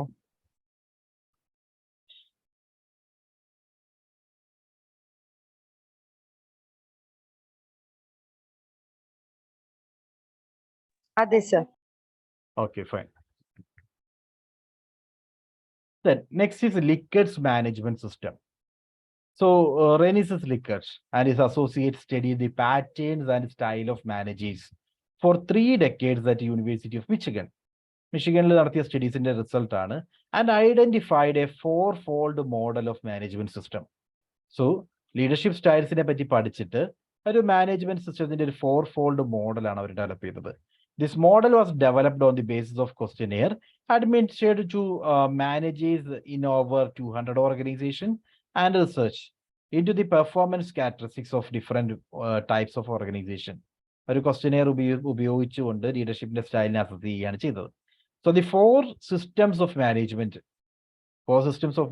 system or 4 leadership styles can be identified by Likert as Likert identify ചെയ്ത 4 management systems ആണ് പറയുന്നത്. ഒന്ന് system 1 explorative autocratic or explorative authoritative എന്ന് പറഞ്ഞാൽ ഓട്ടോക്രാറ്റിക് തന്നെയാണ്. So explorative authoritative. First one, responsibility lies on the hands of the people at the upper echelons of the hierarchy. ഏറ്റവും top ലെവലിലുള്ള ഇൻഡിവിജ്വൽസിന്റെ കയ്യിലാണ് റെസ്പോൺസിബിലിറ്റി പൂർണ്ണമായിട്ടുള്ളതെങ്കിൽ അവർ കാര്യങ്ങളെല്ലാം തീരുമാനിക്കും. The superior has no trust and confidence in the subordinates. So subordinatesനെ അവർ ഒരു രീതിയിലും വിശ്വസിക്കുന്നില്ല. ഒരു രീതിയിലുള്ള കോൺഫിഡൻസും സബോർഡിനേറ്റ്സിന്റെ മുകളിൽ അവർക്കില്ല. The decisions are imposed on subordinates and they do not feel free at all to discuss things about the job with their superior. സബോർഡിനേറ്റ്സിലേക്ക് decisions അടിച്ചേൽപ്പിക്കുകയാണ്. ഒരു രീതിയിലും ആ പ്രശ്നങ്ങൾ സബോർഡിനേറ്റ് സുപ്പീരിയറോട് സംസാരിക്കാനോ അവർ ജോബുമായി ബന്ധപ്പെട്ട കാര്യങ്ങളിലുള്ള സംശയങ്ങൾ നിറവേറ്റാനോ ഒന്നും തയ്യാറല്ല. ബിക്കോസ് അതിനുള്ള പേടിയാണ് അവർക്ക്, ഫിയർ കാരണമായിരിക്കും. ആ രീതിയിൽ അവർ റെസ്പോണ്ട് ചെയ്യാൻ തയ്യാറല്ല. The team work or communication is very little and the motivation is based on threats. ഭീഷണിയിലൂടെയാണ് മോട്ടിവേഷൻ ക്രിയേറ്റ് ചെയ്യുന്നത്. ഇവിടെ ടീം വർക്ക് ഇല്ല, കമ്മ്യൂണിക്കേഷനും വളരെ കുറവായിരിക്കും. ഇൻസ്ട്രക്ഷൻസ് കൊടുക്കും, അതങ്ങ് അനുസരിച്ചാൽ മതി. യാതൊരു രീതിയിലുള്ള ഫീഡ്ബാക്കും യാതൊരു രീതിയിലുള്ള ക്വസ്റ്റ്യൻസും ആക്സെപ്റ്റ് ചെയ്യപ്പെടില്ല. അതാണ് exploitative autocratic. Okay, remember first system ആണ്. എക്സ്പ്ലോയിറ്റേറ്റീവ് അതോറിറ്റേറ്റീവ് എന്ന് പറഞ്ഞു കഴിഞ്ഞാൽ ഇവിടെ വരുമ്പോൾ ഏറ്റവും ടോപ്പ് ലെവലിലുള്ള ഇൻഡിവിജ്വൽസ് ആണ് കാര്യങ്ങൾ തീരുമാനിക്കുന്നത്. സുപ്പീരിയർക്ക് സബോർഡിനേറ്റ്സിൽ മേൽ യാതൊരു ട്രസ്റ്റും ഇല്ല, യാതൊരു കോൺഫിഡൻസും ഇല്ല. അതുകൊണ്ട് ഡിസിഷൻസ് മൊത്തം സുപ്പീരിയേഴ്സ് എടുക്കുന്നു, സബോർഡിനേറ്റ്സിനെ അടിച്ചേൽപ്പിക്കുന്നു. സുപ്പീരിയേഴ്സിന് ഇതുമായി ബന്ധപ്പെട്ട ഒരു കാര്യവും സബോർഡിനേറ്റ്സിന് ഡിസ്കസ് ചെയ്യാൻ സാധിക്കുന്നില്ല. അതുകൊണ്ട് തന്നെ ടീം വർക്ക് ഹാപ്പൻ ചെയ്യില്ല, കമ്മ്യൂണിക്കേഷൻ ഹാപ്പൻ ചെയ്യില്ല. പൂർണ്ണമായിട്ടും ത്രെഡ് ബേസ്ഡ് ആയിട്ടുള്ള ലീഡർഷിപ്പ് സ്റ്റൈലായിരിക്കും എക്സ്പ്ലോയിറ്റേറ്റീവ് അതോറിറ്റേറ്റീവ്. രണ്ടാമത്തെ system benevolent authoritative. Benevolent authoritative. So benevolent authoritative എന്ന് പറഞ്ഞാൽ the responsibility lies at the managerial levels but not at the lower levels of organizational hierarchy. Managerial level, ഏറ്റവും top ലെവലല്ല, തൊട്ട് താഴെ വരുന്ന managerial ലെവലിലാണ് responsibility വരുന്നത്. The superior has condescending confidence and trust in subordinates. അതായത് മാസ്റ്റർ സർവന്റ് റിലേഷൻഷിപ്പ് ആണ്. ഒരു തരത്തിൽ പറയുകയാണെങ്കിൽ ചെറിയ രീതിയിലുള്ള ട്രസ്റ്റും കോൺഫിഡൻസും മാത്രമാണ് സബോർഡിനേറ്റ്സിലുള്ളത്. Here again the subordinates do not feel free to discuss things about the job with the superior. സുപ്പീരിയറിനോട് കാര്യങ്ങൾ ചോദിച്ച് മനസ്സിലാക്കാൻ വേണ്ടി subordinates തയ്യാറായെന്നിരിക്കില്ല. The teamwork and communication is very little. Motivation is based on system of rewards. മുമ്പ് എന്തായിരുന്നു? Authoritative ആണെങ്കിൽ, അതായത് exploitative authoritative ആണെങ്കിൽ motivation ഉപയോഗിക്കുന്ന നെഗറ്റീവ് മോട്ടിവേഷൻ ആണ്, ത്രെറ്റ് ആണ്. ഇവിടെയാണെങ്കിൽ പോസിറ്റീവ് മോട്ടിവേഷൻ ആണ്, റിവാർഡ്സ് ആണ്. റിവാർഡ്സ് കൊടുത്തുകൊണ്ട് എംപ്ലോയീസിനെ മോട്ടിവേറ്റ് ചെയ്യിപ്പിക്കുന്നു. ഇവിടെ പണിഷ് ചെയ്തുകൊണ്ട് എംപ്ലോയീസിനെ മോട്ടിവേറ്റ് ചെയ്യിപ്പിക്കുന്നു. ത്രെറ്റ് ചെയ്യിപ്പിച്ചുകൊണ്ട് എംപ്ലോയീസിനെ മോട്ടിവേറ്റ് ചെയ്യിപ്പിക്കുന്നു. അതാണ് എക്സ്പ്ലോയിറ്റേറ്റീവ് അതോറിറ്റേറ്റീവ്, ബെനവലന്റ് അതോറിറ്റേറ്റീവ് തമ്മിലുള്ള difference. Then third system consultative ആണ്. System 3 consultative. So responsibility is spread widely through the organizational hierarchy. Organization ഹൈറാർക്കിയിൽ ഓരോ ലെവലിൽ റെസ്പോൺസിബിലിറ്റി വരുവാണ്. സോ ജസ്റ്റ് ഇമാജിൻ, 3 ലെവൽ നമ്മൾ പറഞ്ഞു.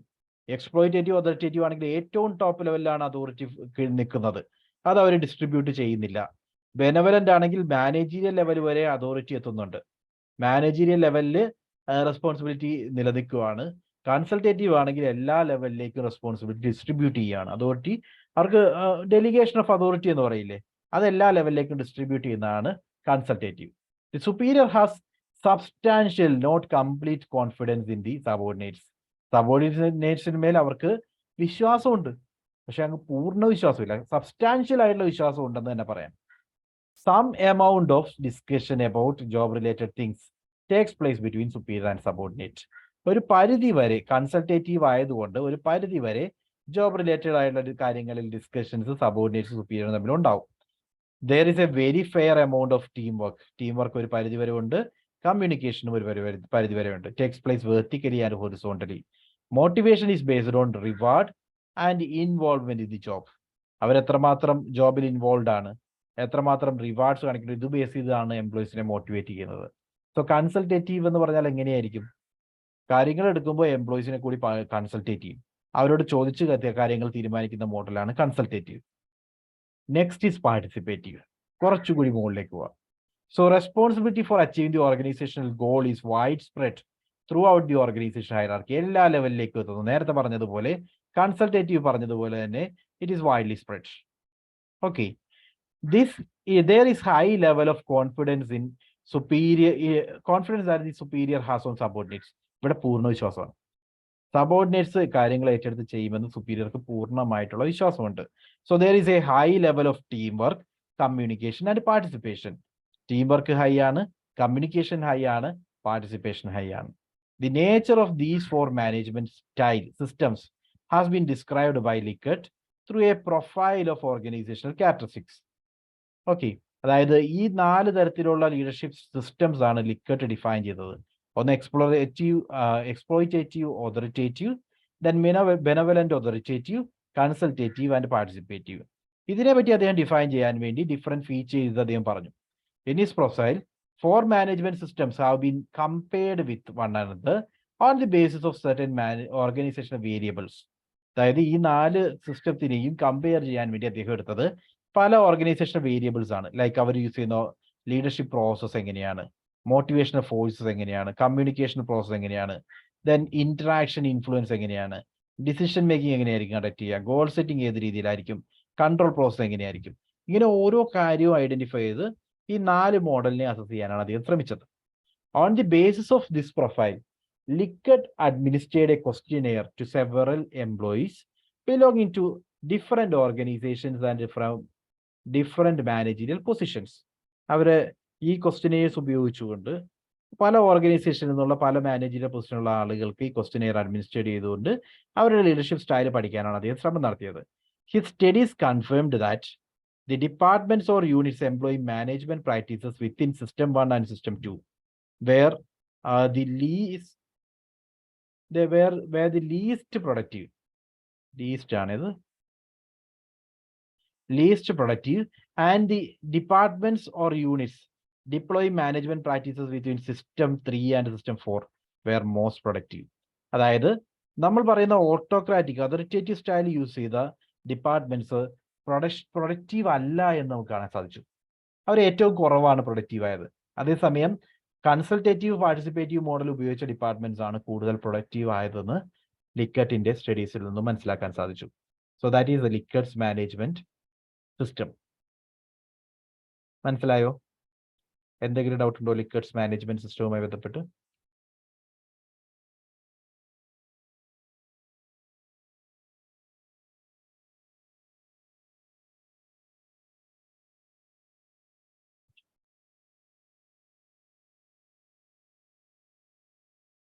ക്ലിയർ ആണോ?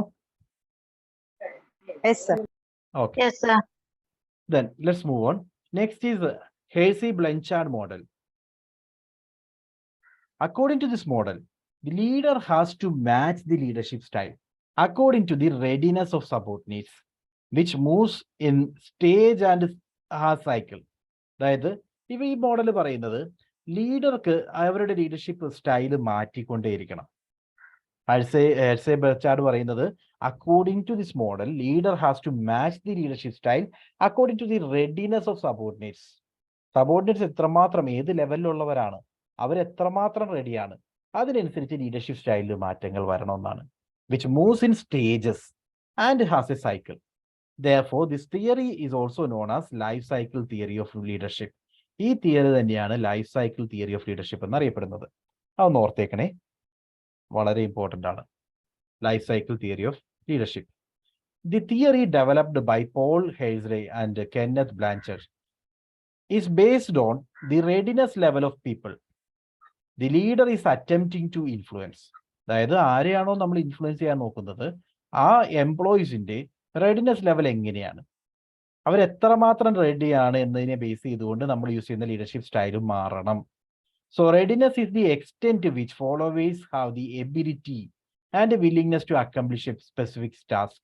അതായത് അവർക്കൊരു ടാസ്ക് കൊടുത്തു കഴിഞ്ഞാൽ അത് ചെയ്തു തീർക്കാൻ എത്രമാത്രം എബിലിറ്റി ഉണ്ട്, അതേപോലെ എത്രമാത്രം അവർ വില്ലിങ് ആണ്, അതിന്റെ ഒരു അളവുകോലാണ്. അതാണ് നമ്മൾ റെഡിനെസ് വഴി പറയുന്നത്. So you can see here readiness is the extent to which followers have the ability and willingness to accomplish a specific task. ഒരു കാര്യം ചെയ്തു തീർക്കാൻ വേണ്ടി അവർ എത്രമാത്രം എബിലിറ്റി ഉണ്ട്, അതേപോലെ എത്രമാത്രം വില്ലിങ് ആണ്. ഇതിന്റെ ഒരു യാർഡ് സ്റ്റിക് ആണ് readiness. Ability is the knowledge, experience, and skill that an individual possesses to do the job. It is called job readiness. So, ability എന്ന് പറഞ്ഞാൽ എന്താണ്? Ability എന്ന് പറഞ്ഞാൽ അവരുടെ നോളജ്, എക്സ്പീരിയൻസ് ആൻഡ് സ്കില്ലാണ്. സോ ഒരു ഇൻഡിവിജ്വലിനെ എടുത്തു കഴിഞ്ഞാൽ അദ്ദേഹം ആ ജോബിൽ എത്രമാത്രം റെഡിയാണ് എന്ന് പറയുന്നത് ഇത് ഈ ഒരു എബിലിറ്റി യൂസ് ചെയ്തുകൊണ്ടായിരിക്കും. എന്നാൽ വില്ലിങ്നെസ് എന്ന് പറഞ്ഞാൽ is the motivation and commitment required to accomplish a given task. അവർക്ക് കൊടുക്കുന്ന ജോലി ചെയ്തു തീർക്കാനുള്ള മോട്ടിവേഷൻ, അതിനെയാണ് വില്ലിങ്നെസ് എന്ന് പറയുന്നത്. സോ രണ്ട് ടേമുകൾ വെച്ചുകൊണ്ടാണ് ഹേഴ്സ്ലി ബെച്ചാർഡ് റെഡിനെസ്സിനെ ഡിഫൈൻ ചെയ്യുന്നത്. റെഡിനെസ് എന്ന് പറഞ്ഞു കഴിഞ്ഞാൽ അദ്ദേഹത്തിന് എബിലിറ്റിയും വില്ലിങ്നെസ്സും ആണ്. എബിലിറ്റി എന്ന് പറഞ്ഞാൽ അദ്ദേഹത്തിന്റെ നോളജ്, എക്സ്പീരിയൻസ്, സ്കിൽ. വില്ലിങ്നെസ് എന്ന് പറഞ്ഞാൽ motivation and commitment. Okay, the style of leadership depend upon level of readiness of the follower. So ഫോളോവേഴ്സിന്റെ റെഡിനെസ് എത്രമാത്രമാണോ അതിനനുസരിച്ച് ലീഡർഷിപ്പ് സ്റ്റൈൽ മാറണം എന്നാണ് ഈ തിയറി പറയുന്നത്. ഓക്കെ, സോ റെഡിനെസ്സിനെ നമുക്ക് ഇങ്ങനെ ഡിവൈഡ് ചെയ്യാൻ സാധിക്കും. 4 തരത്തിലുള്ള റെഡിനെസ് ലെവൽ ഉണ്ട്.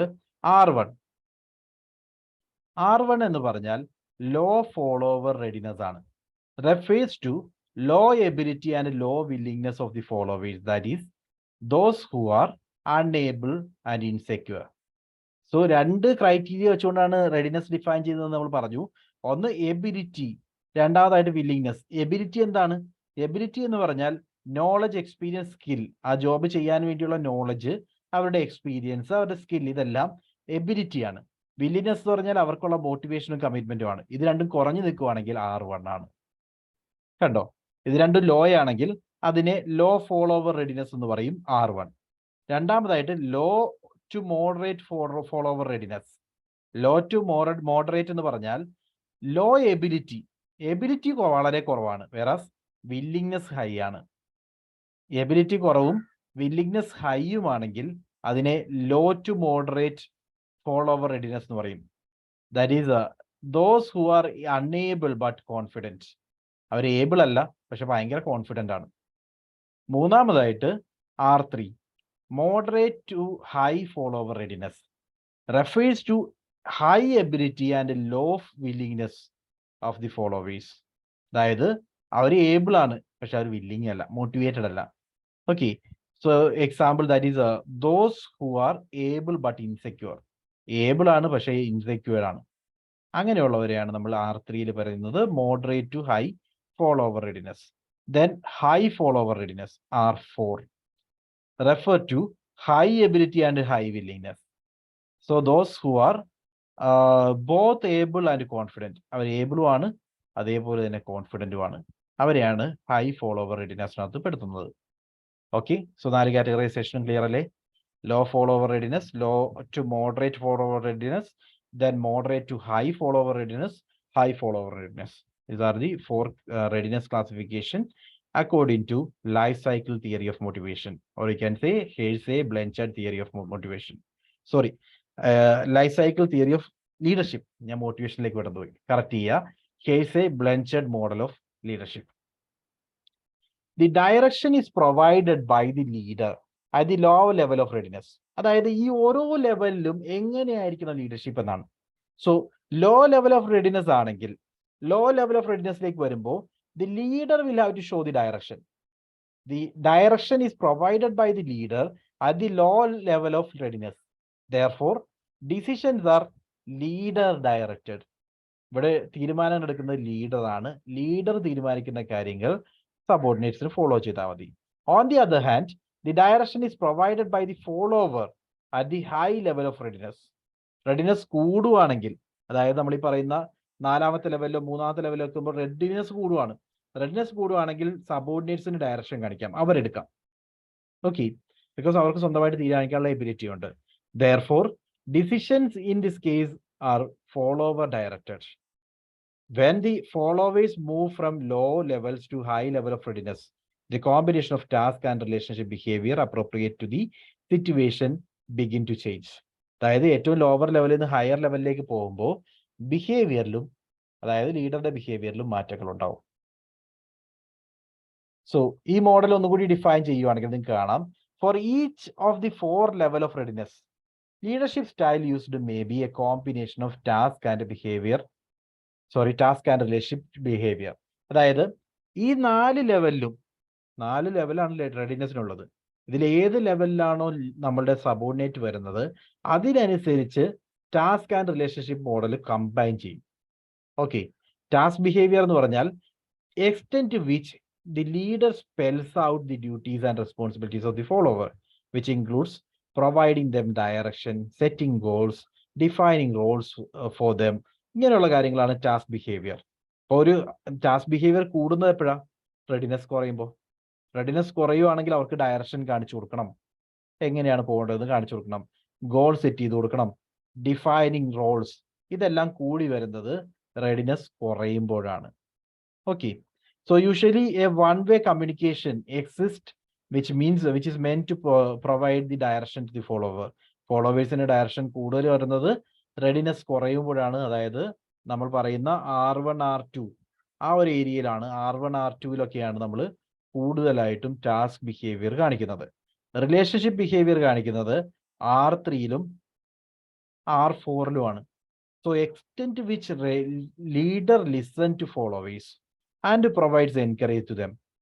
So അവരുടെ പ്രശ്നങ്ങൾ കേൾക്കാൻ വേണ്ടി തയ്യാറാവും, അവർക്ക് വേണ്ട എൻകറേജ്മെന്റ് കൊടുക്കുക. ബിക്കോസ് അവർക്ക് ടാസ്ക് അറിയാം, എന്താണ് ചെയ്യേണ്ടത് കൃത്യമായിട്ട് അറിയാം, അവർ ചെയ്യാതിരിക്കുകയാണ്. അപ്പൊ അവരുടെ പ്രശ്നങ്ങൾ എന്താണെന്ന് കേൾക്കുക, അതിന് വേണ്ട സപ്പോർട്ട് കൊടുക്കുക എന്നുള്ളതാണ് relationship behaviour. Here A two-way communication exists between the leader and follower. ലീഡറും ഫോളോവറും തമ്മിൽ ഒരു two-way communication ഹെയ്സ്ലെ ബ്ലെൻഡഡ് മോഡലിൽ നമുക്ക് കാണാൻ സാധിക്കും.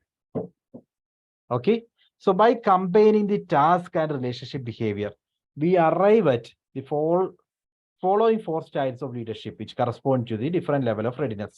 Our different level of readiness വെച്ചുകൊണ്ട് നമുക്ക് 4 ബിഹേവിയർ ഐഡന്റിഫൈ ചെയ്യാൻ സാധിക്കും. ഒന്ന്, പാർട്ടിസിപ്പേറ്റിംഗ് സ്റ്റൈൽ. പാർട്ടിസിപ്പേറ്റിംഗ് സ്റ്റൈൽ എന്ന് പറഞ്ഞു കഴിഞ്ഞാൽ ഐഡിയാസ് ഷെയർ ചെയ്യാൻ വേണ്ടി സബോർഡിനേറ്റ്സിനോട് പറയാം. സെല്ലിംഗ് സ്റ്റൈൽ, നമ്മളുടെ ഡിസിഷൻസ് അവരെ അറിയിക്കുക എന്നുള്ളതാണ് selling style. Explaining decision. Delegating style, അതായത് ഡിസിഷൻ എടുക്കാനുള്ള അധികാരം സബോർഡിനേറ്റ്സിന് കൊടുക്കുന്നതാണ് delegating style.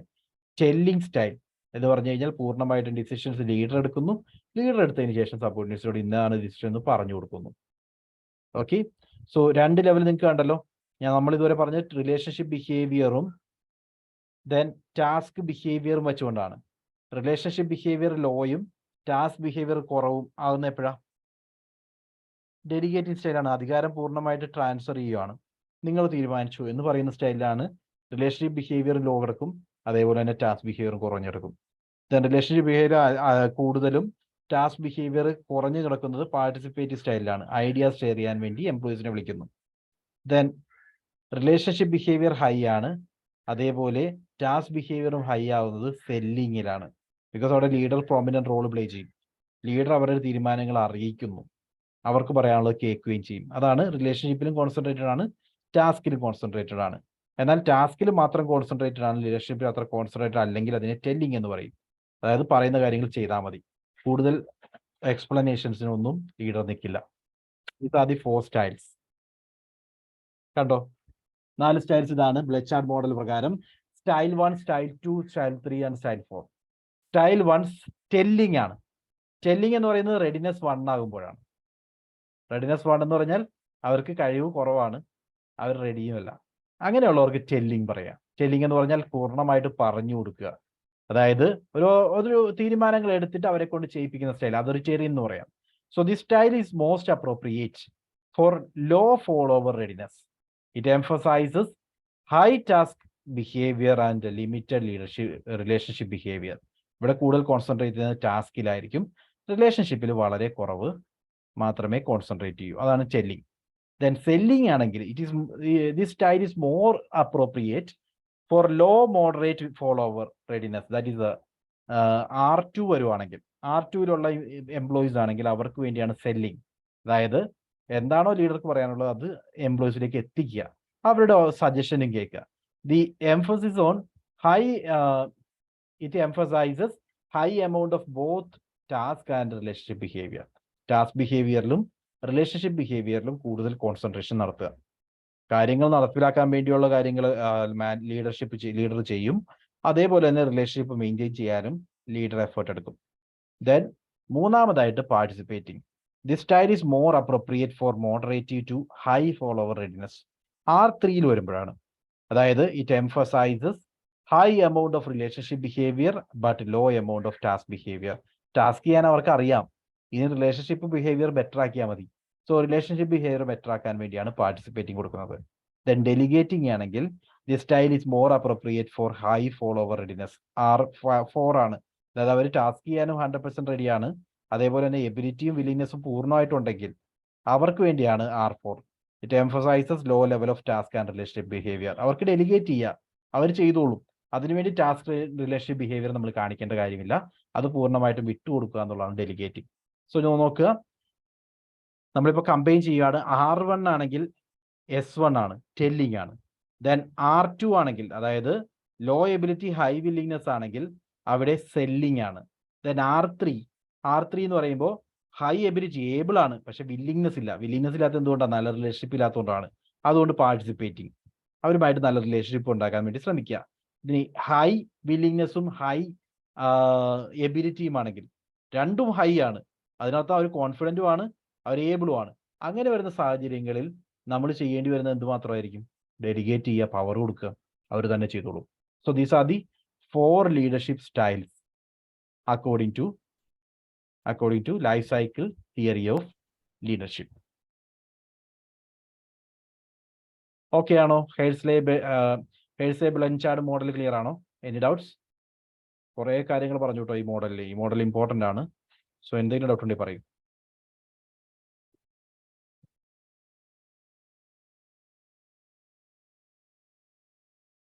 Is it clear?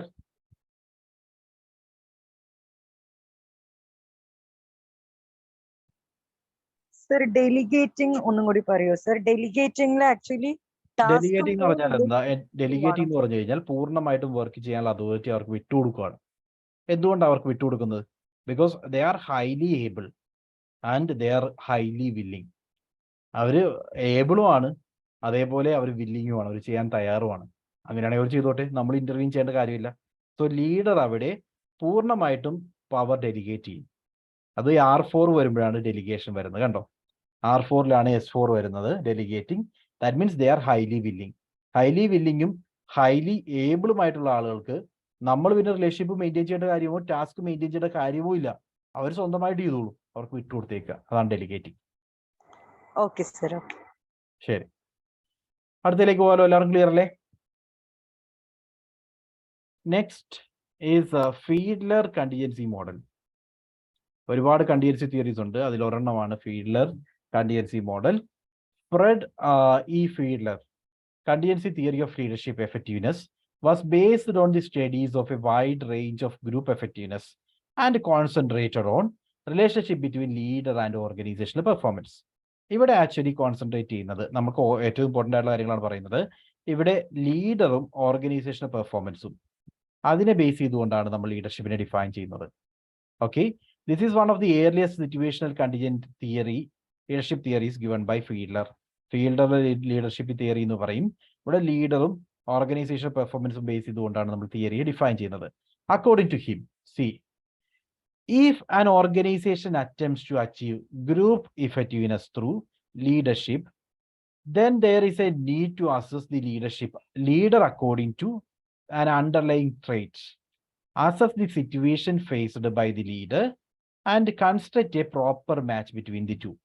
അതായത് ഒരു ഓർഗനൈസേഷനെ സംബന്ധിച്ച് ഗ്രൂപ്പ് ഇഫക്റ്റീവ്നെസ് ഉണ്ടാക്കാനുള്ള ശ്രമമാണെങ്കിൽ ലീഡറുടെ ക്വാളിറ്റി നമ്മൾ അസസ് ചെയ്യണം. അതായത് ഒരു ട്രേറ്റ് എടുത്തുകൊണ്ട് ആ ലീഡർ എങ്ങനെയാണ് പെർഫോം ചെയ്യുന്നത്, ആ സിറ്റുവേഷനിൽ ലീഡറുടെ ബിഹേവിയർ എങ്ങനെയായിരിക്കും എന്നുള്ളത് നമ്മൾ പഠിക്കണം. അതിനെ ബേസ് ചെയ്തുകൊണ്ട് വേണം നമ്മളൊരു പ്രോപ്പർ ലീഡർഷിപ്പ് സ്റ്റൈൽ ഡിഫൈൻ ചെയ്യാൻ. ഇതാണ് ഈ തിയറി പറയുന്നത്. Let me repeat. ഒരു ഓർഗനൈസേഷൻ ഗ്രൂപ്പ് എഫക്റ്റീവ്നെസ് ഉണ്ടാക്കാൻ വേണ്ടി, ടീം സ്പിരിറ്റ് ബിൽഡ് ചെയ്യാൻ വേണ്ടി ശ്രമിക്കുമ്പോൾ, ലീഡർഷിപ്പ് വഴി ടീം സ്പിരിറ്റ് ബിൽഡ് ചെയ്യാൻ വേണ്ടി ശ്രമിക്കുകയാണെങ്കിൽ ആ ലീഡറിനെ നമ്മൾ അസസ് ചെയ്യണം. എന്തുകൊണ്ടാണ്? ലീഡറാണ് അവിടെ മെയിൻ റോൾ പ്ലേ ചെയ്യുന്നത്. അപ്പോൾ ലീഡറിന്റെ ട്രേറ്റ് എന്താണ് എന്നുള്ളത് നമ്മൾ അസസ് ചെയ്യണം. അതിനുവേണ്ടി ഓരോ സിറ്റുവേഷൻ എടുത്തിട്ട് ആ സിറ്റുവേഷനിൽ ലീഡർ എങ്ങനെ ബിഹേവ് ചെയ്തു എന്ന് പഠിക്കണം. അപ്പോൾ ആ സിറ്റുവേഷൻ അനുസരിച്ച് മാച്ച് ചെയ്യുന്ന ഈ ലീഡറിനെ വേണം നമ്മൾ ആ ഒരു പൊസിഷനിലേക്ക് എത്തിക്കാൻ. സോ തിയറി അത് തന്നെയാണ്. കണ്ടിജൻസി എന്ന് പറഞ്ഞാൽ നമ്മുടെ മുമ്പിലുണ്ടായ സിറ്റുവേഷൻ, ആ ഒരു ഇഷ്യൂവിൽ ലീഡർ എങ്ങനെയാണ് ബിഹേവ് ചെയ്തത് എന്നതിനെ ബേസ് ചെയ്തുകൊണ്ട് ലീഡർഷിപ്പ് സ്റ്റൈലിനെ ഡിഫൈൻ ചെയ്യുക. കുറച്ചുകൂടി എക്സ്പ്ലെയിൻ ചെയ്യാം. ഇവിടെ നമ്മൾ എടുക്കുന്ന ലീഡേഴ്സിന്റെ ട്രേറ്റ് ആണ്. ലീഡറുടെ ട്രേറ്റ് എന്ന് പറഞ്ഞാൽ in order to assess the attitude of the ലീഡറുടെ ഫീച്ചർ, ലീഡറുടെ ആ ഒരു ക്യാരക്ടർ, അത് അസസ് ചെയ്യാൻ വേണ്ടി Fiedler develop the least preferred coworker scale. കണ്ടോ, അദ്ദേഹം ഈ ട്രേറ്റിനെ അസസ് ചെയ്യാൻ വേണ്ടി ക്രിയേറ്റ് ചെയ്ത സ്കെയിലാണ് least preferred coworker scale, LPC scale എന്ന് പറയും. In which leaders are asked about the person with whom they least like to work. ഇപ്പോൾ ഒരു സ്കെയിൽ ക്രിയേറ്റ് ചെയ്തിട്ട് ലീഡറോട് ചോദിക്കുകയാണ് ആരുടെ ഒപ്പമാണ് താങ്കൾക്ക് വർക്ക് ചെയ്യാൻ ഒട്ടും ഇഷ്ടമില്ലാത്തത്. The scale is a questionnaire consisting of 16 items used to reflect a leader's underlying disposition towards others. അതായത് എന്തുകൊണ്ടാണ് ഇവർക്ക് അവരുടെ കൂടെ വർക്ക് ചെയ്യാൻ പറ്റാത്തത്, അവരുമായി ലീഡർ ഒരാളെ എങ്ങനെ അസസ് ചെയ്യുന്നു തുടങ്ങിയിട്ടുള്ള കാര്യങ്ങൾ മനസ്സിലാക്കാൻ വേണ്ടി. അതൊരു ലീഡറുടെ ട്രേറ്റ് ആണ്. ആ ലീഡറുടെ ആ ട്രേറ്റ് മനസ്സിലാക്കാൻ വേണ്ടി ഒരു സ്കെയിൽ ക്രിയേറ്റ് ചെയ്തു. ആ സ്കെയിൽ പ്രകാരം 16 ഐറ്റംസ് ആണ്, 16 ക്വസ്റ്റ്യൻസ് ഉള്ള സ്കെയിലാണ് ക്രിയേറ്റ് ചെയ്തത്. ഈ സ്കെയിൽ പ്രകാരം ലീഡർ എങ്ങനെയാണ് മറ്റുള്ളവരെ മനസ്സിലാക്കുന്നത്, ലീഡർ എന്തിനെ ബേസ് ചെയ്തുകൊണ്ടാണ് മറ്റുള്ളവരെ അളക്കുന്നത്, ഇത് മനസ്സിലാക്കാൻ വേണ്ടിയാണ് ഈ ഒരു സ്കെയിൽ യൂസ് ചെയ്യുന്നത്. ഓക്കെ, സോ ആ സ്കെയിൽ യൂസ് ചെയ്തുകൊണ്ടാണ് ലീഡറുടെ ട്രേറ്റ് അസസ് ചെയ്തത്. കണ്ടോ, ഫ്രണ്ട്ലി ആൻഡ് ഫ്രണ്ട്ലി ഇതൊക്കെയാണ് ക്വസ്റ്റ്യൻസ് വരുന്നത്.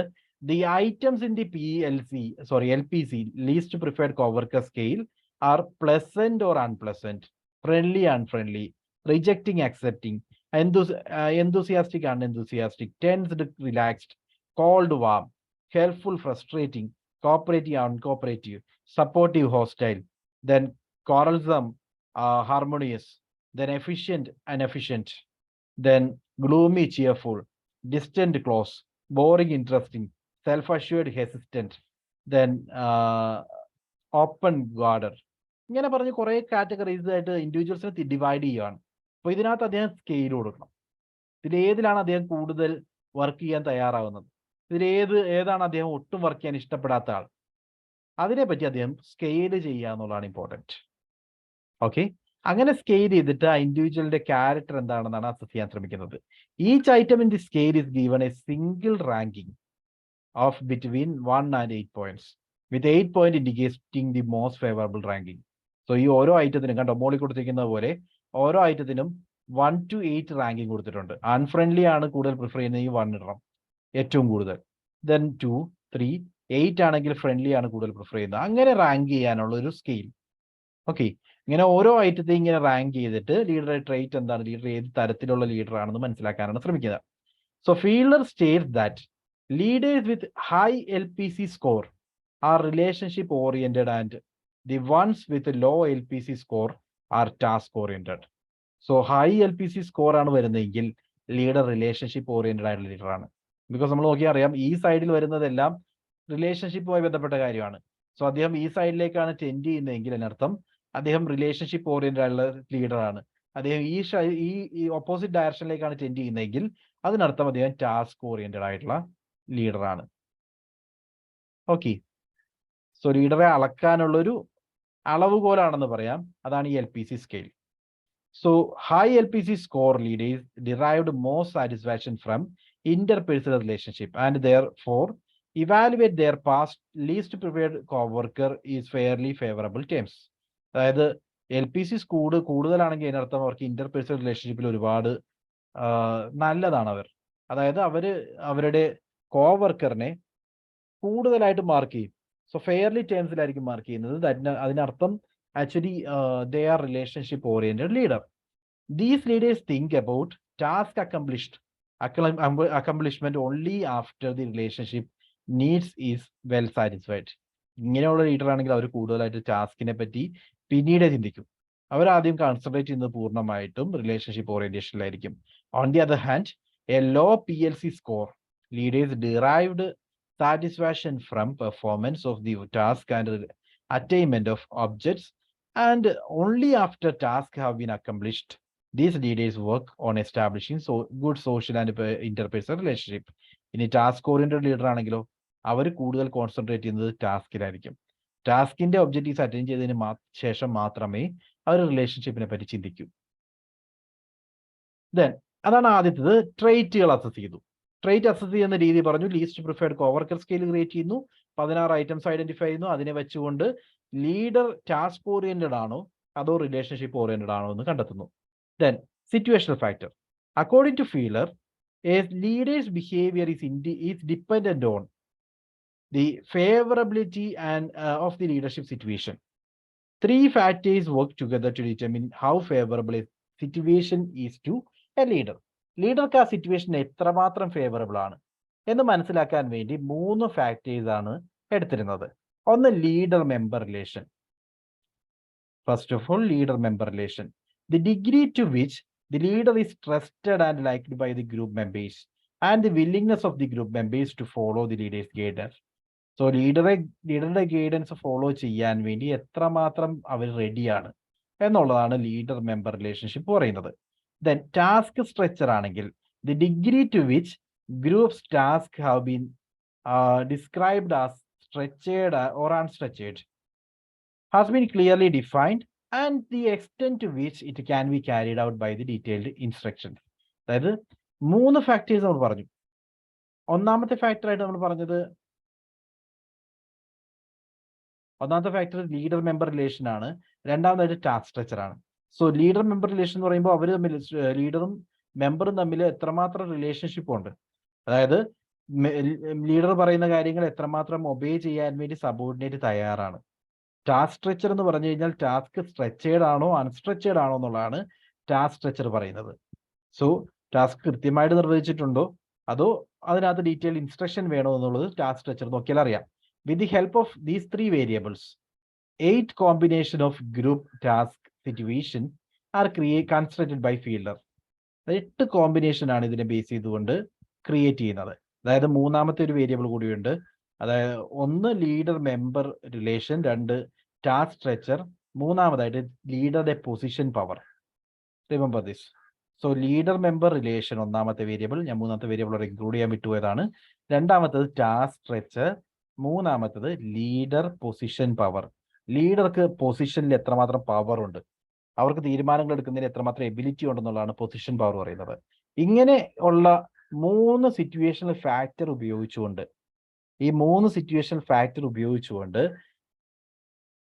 എത്രയാ total 8 combinations. Okay, 8 combinations create ചെയ്തു. 8 കോമ്പിനേഷൻ എന്ന് പറയുന്നത് ഇതാണ്. ഒന്നാമതായിട്ട് കണ്ടോ, ഒന്നാമത്തെ combination good leader member relation ഉണ്ട്, ടാസ്ക് സ്ട്രക്ചർ സ്ട്രെച്ചേർഡ് ആണ്, ലീഡറുടെ പവർ സ്ട്രോങ് ആണെങ്കിൽ ഒന്നാമത്തെ കോമ്പിനേഷൻ. രണ്ടാമത്തെ combination again good leader member relation ഉണ്ട്, ടാസ്ക് സ്ട്രെച്ചേർഡ് ആണ്, പക്ഷെ ലീഡറുടെ പവർ കുറവാണ്. അതേപോലെ മൂന്നാമത്തെ സിറ്റുവേഷൻ കണ്ടോ, ഇങ്ങനെ 8 ഡിഫറെന്റ് സിറ്റുവേഷൻസ് അറേഞ്ച് ചെയ്തു. ഈ സിറ്റുവേഷൻസിനെ വച്ചുകൊണ്ട് എങ്ങനെയാണ് ലീഡർ നയിക്കുന്നത് എന്നാണ് ഇവിടെ ഡിഫൈൻ ചെയ്തത്. കണ്ടോ, സോ ലീഡറുടെ effectiveness. The leader's effectiveness is determined by the interaction of the leader's style of behaviour and the favourableness of the situational characteristics. അതായത് ഇവിടെ ആക്ച്വലി ലീഡറുടെ സ്റ്റൈൽ ഓഫ് ബിഹേവിയറും ഫേവറബിൾനെസ്സും വെച്ചുകൊണ്ട് ഞാൻ ഒന്നുകൂടി പറയാൻ ശ്രദ്ധിക്കുക. നമ്മൾ ആദ്യം എന്താ ചെയ്തത്, ലീഡറുടെ ട്രെയ്റ്റ് എന്താണെന്ന് ഡിഫൈൻ ചെയ്തു. ഓക്കെ, ലീഡറുടെ ട്രെയ്റ്റ് എന്ന് പറയുമ്പോൾ അദ്ദേഹത്തിന്റെ ക്വാളിറ്റി ഒന്നെങ്കിൽ ടാസ്ക് ഓറിയന്റഡ് ആകാം, ലീഡർ ടാസ്ക് ഓറിയന്റഡ് ആകാം, അല്ലെങ്കിൽ ലീഡർ എന്താകും റിലേഷൻഷിപ്പ് ഓറിയന്റഡ് ആകാം. ഈ quality least preferred coworker scale വെച്ചുകൊണ്ട് നമ്മൾ അസസ് ചെയ്തു. അതാണ് ആദ്യം ചെയ്തത്. രണ്ടാമതായിട്ട് സിറ്റുവേഷണൽ ഫാക്ടർ, നിലവിലുള്ള സിറ്റുവേഷൻ എന്താണെന്നുള്ളത് നമ്മൾ മനസ്സിലാക്കി. അതിനുവേണ്ടി 3 വേരിയബിൾ നമ്മൾ എടുത്തു. ഒന്ന് ലീഡർ മെമ്പർ റിലേഷൻ എങ്ങനെയാണ്, ടാസ്ക് സ്ട്രക്ചർ എങ്ങനെയാണ്, മൂന്നാമതായിട്ട് ലീഡറുടെ പൊസിഷൻ പവർ നമ്മൾ അസസ് ചെയ്തു. അപ്പോൾ 2 ആസ്പെക്റ്റിൽ, അതായത് ഒന്ന് ലീഡർഷിപ്പിന്റെ ട്രെയ്റ്റും രണ്ടാമതായിട്ട് സിറ്റുവേഷണൽ ഫാക്ടറും നമ്മൾ ചെക്ക് ചെയ്തു. ഓക്കെ, ദെൻ ഈ 2 ഫാക്ടേഴ്സിനെ ഉപയോഗിച്ചുകൊണ്ട് ലീഡറുടെ എഫക്റ്റീവ്നെസ്സിനെ ഡിഫൈൻ ചെയ്യുകയാണ്. ട്രെയ്റ്റും സിറ്റുവേഷണൽ ഫാക്ടറും ഉപയോഗിച്ചുകൊണ്ട് ലീഡറുടെ എഫക്റ്റീവ്നെസ്സിനെ പറ്റി പറയുകയാണ്. So leader's effectiveness determined by the interaction of leader's style of behaviour. അദ്ദേഹത്തിന്റെ സ്റ്റൈൽ ഓഫ് ബിഹേവിയർ എന്താണ്, അത് ട്രെയ്റ്റിനകത്ത് നമ്മൾ ഡിഫൈൻ ചെയ്തു. And the favourableness of situational characteristics.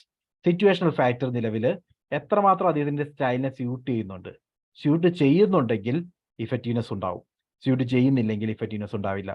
The most favourable position situation is when leader member relation are good, task is high structured and the leader has a strong position power. അപ്പൊ ഏറ്റവും favourable situation എന്ന് പറയുന്നത് ഏതാണ്? First situation ആണ് ഏറ്റവും favourable ആയിട്ട് നമുക്ക് പറയാവുന്നത്. ലീഡർ മെമ്പർ റിലേഷൻ നല്ലതാണ്, ടാസ്ക് സ്ട്രെച്ചേർഡ് ടാസ്ക് ആണ്, അതേപോലെ ലീഡർക്ക് സ്ട്രോങ് പൊസിഷൻ പവർ ഉണ്ടെങ്കിൽ ഈ സിറ്റുവേഷൻ ആണ് ഏറ്റവും ഫേവറബിൾ. ഓക്കെ, അതാണ് നമ്മൾ ഡിഫൈൻ ചെയ്തത്, കണ്ടെത്താൻ ശ്രമിക്കുന്നത്. Then research on the contingency model has Sean that task oriented leaders are more effective and highly favourable. 1, 2, 3 വരുന്ന ടാസ്ക് ഓറിയന്റഡ് ലീഡേഴ്സ് ആണ് ഏറ്റവും ഫേവറബിൾ എന്നാണ് മനസ്സിലാക്കാൻ സാധിച്ചത്. 1, 2, 3 വരുമ്പോൾ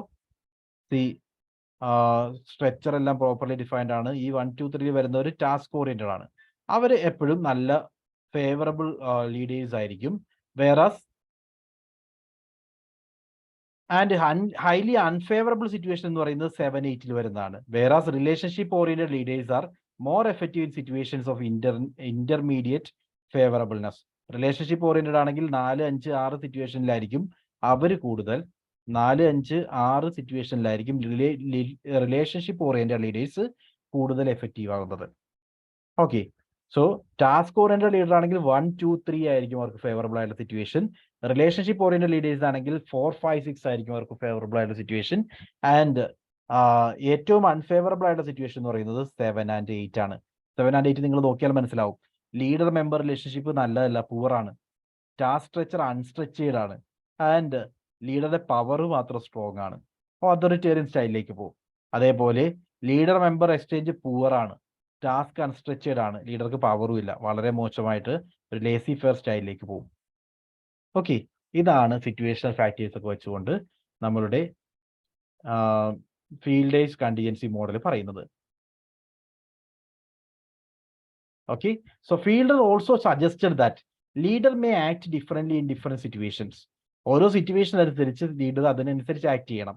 leadership oriented leaders generally display task oriented behaviors under highly effective situations and display relationship oriented situation under unfavorable intermediate favorable situations. അതായത് നല്ല relationship maintain ചെയ്യുന്നത് എപ്പോഴായിരിക്കും? ടാസ്ക് ഓറിയന്റഡ് ആയിട്ട് വർക്ക് ചെയ്യാൻ സാധിക്കുന്നത് ഇപ്പോൾ നല്ല ഫേവറബിൾ ആയിട്ടുള്ള സിറ്റുവേഷൻ ആണെങ്കിൽ ടാസ്ക് ഓറിയന്റഡ് ആയിട്ട് വർക്ക് ചെയ്യാം. അതേസമയം അൺഫേവറബിൾ ആയിട്ടുള്ള സിറ്റുവേഷൻ ആണെങ്കിൽ റിലേഷൻഷിപ്പ് ഓറിയന്റഡ് ആയിട്ട് വർക്ക് ചെയ്യാം. ഇതാണ് ഈ തിയറി പറയുന്നത്. ഓക്കെ, സോ ആക്ച്വലി ഒരു ലീഡറെ നമ്മളിവിടെ അസസ് ചെയ്യുന്നത് 3 വേരിയബിൾ ഉപയോഗിച്ചുകൊണ്ടാണ്. ഒന്ന് ലീഡറുടെ ട്രൈറ്റ്, 2 സിറ്റുവേഷണൽ ഫാക്ടർ, മൂന്നാമതായിട്ട് ലീഡറുടെ എഫക്റ്റീവ്നെസ്. സോ സിറ്റുവേഷണൽ ഫാക്ടറും ട്രൈറ്റും തമ്മിൽ അസസ് ചെയ്യുമ്പോൾ, കമ്പയർ ചെയ്യുമ്പോൾ ഏത് സാഹചര്യത്തിലാണ് ലീഡർ എഫക്റ്റീവ് ആവുന്നത്?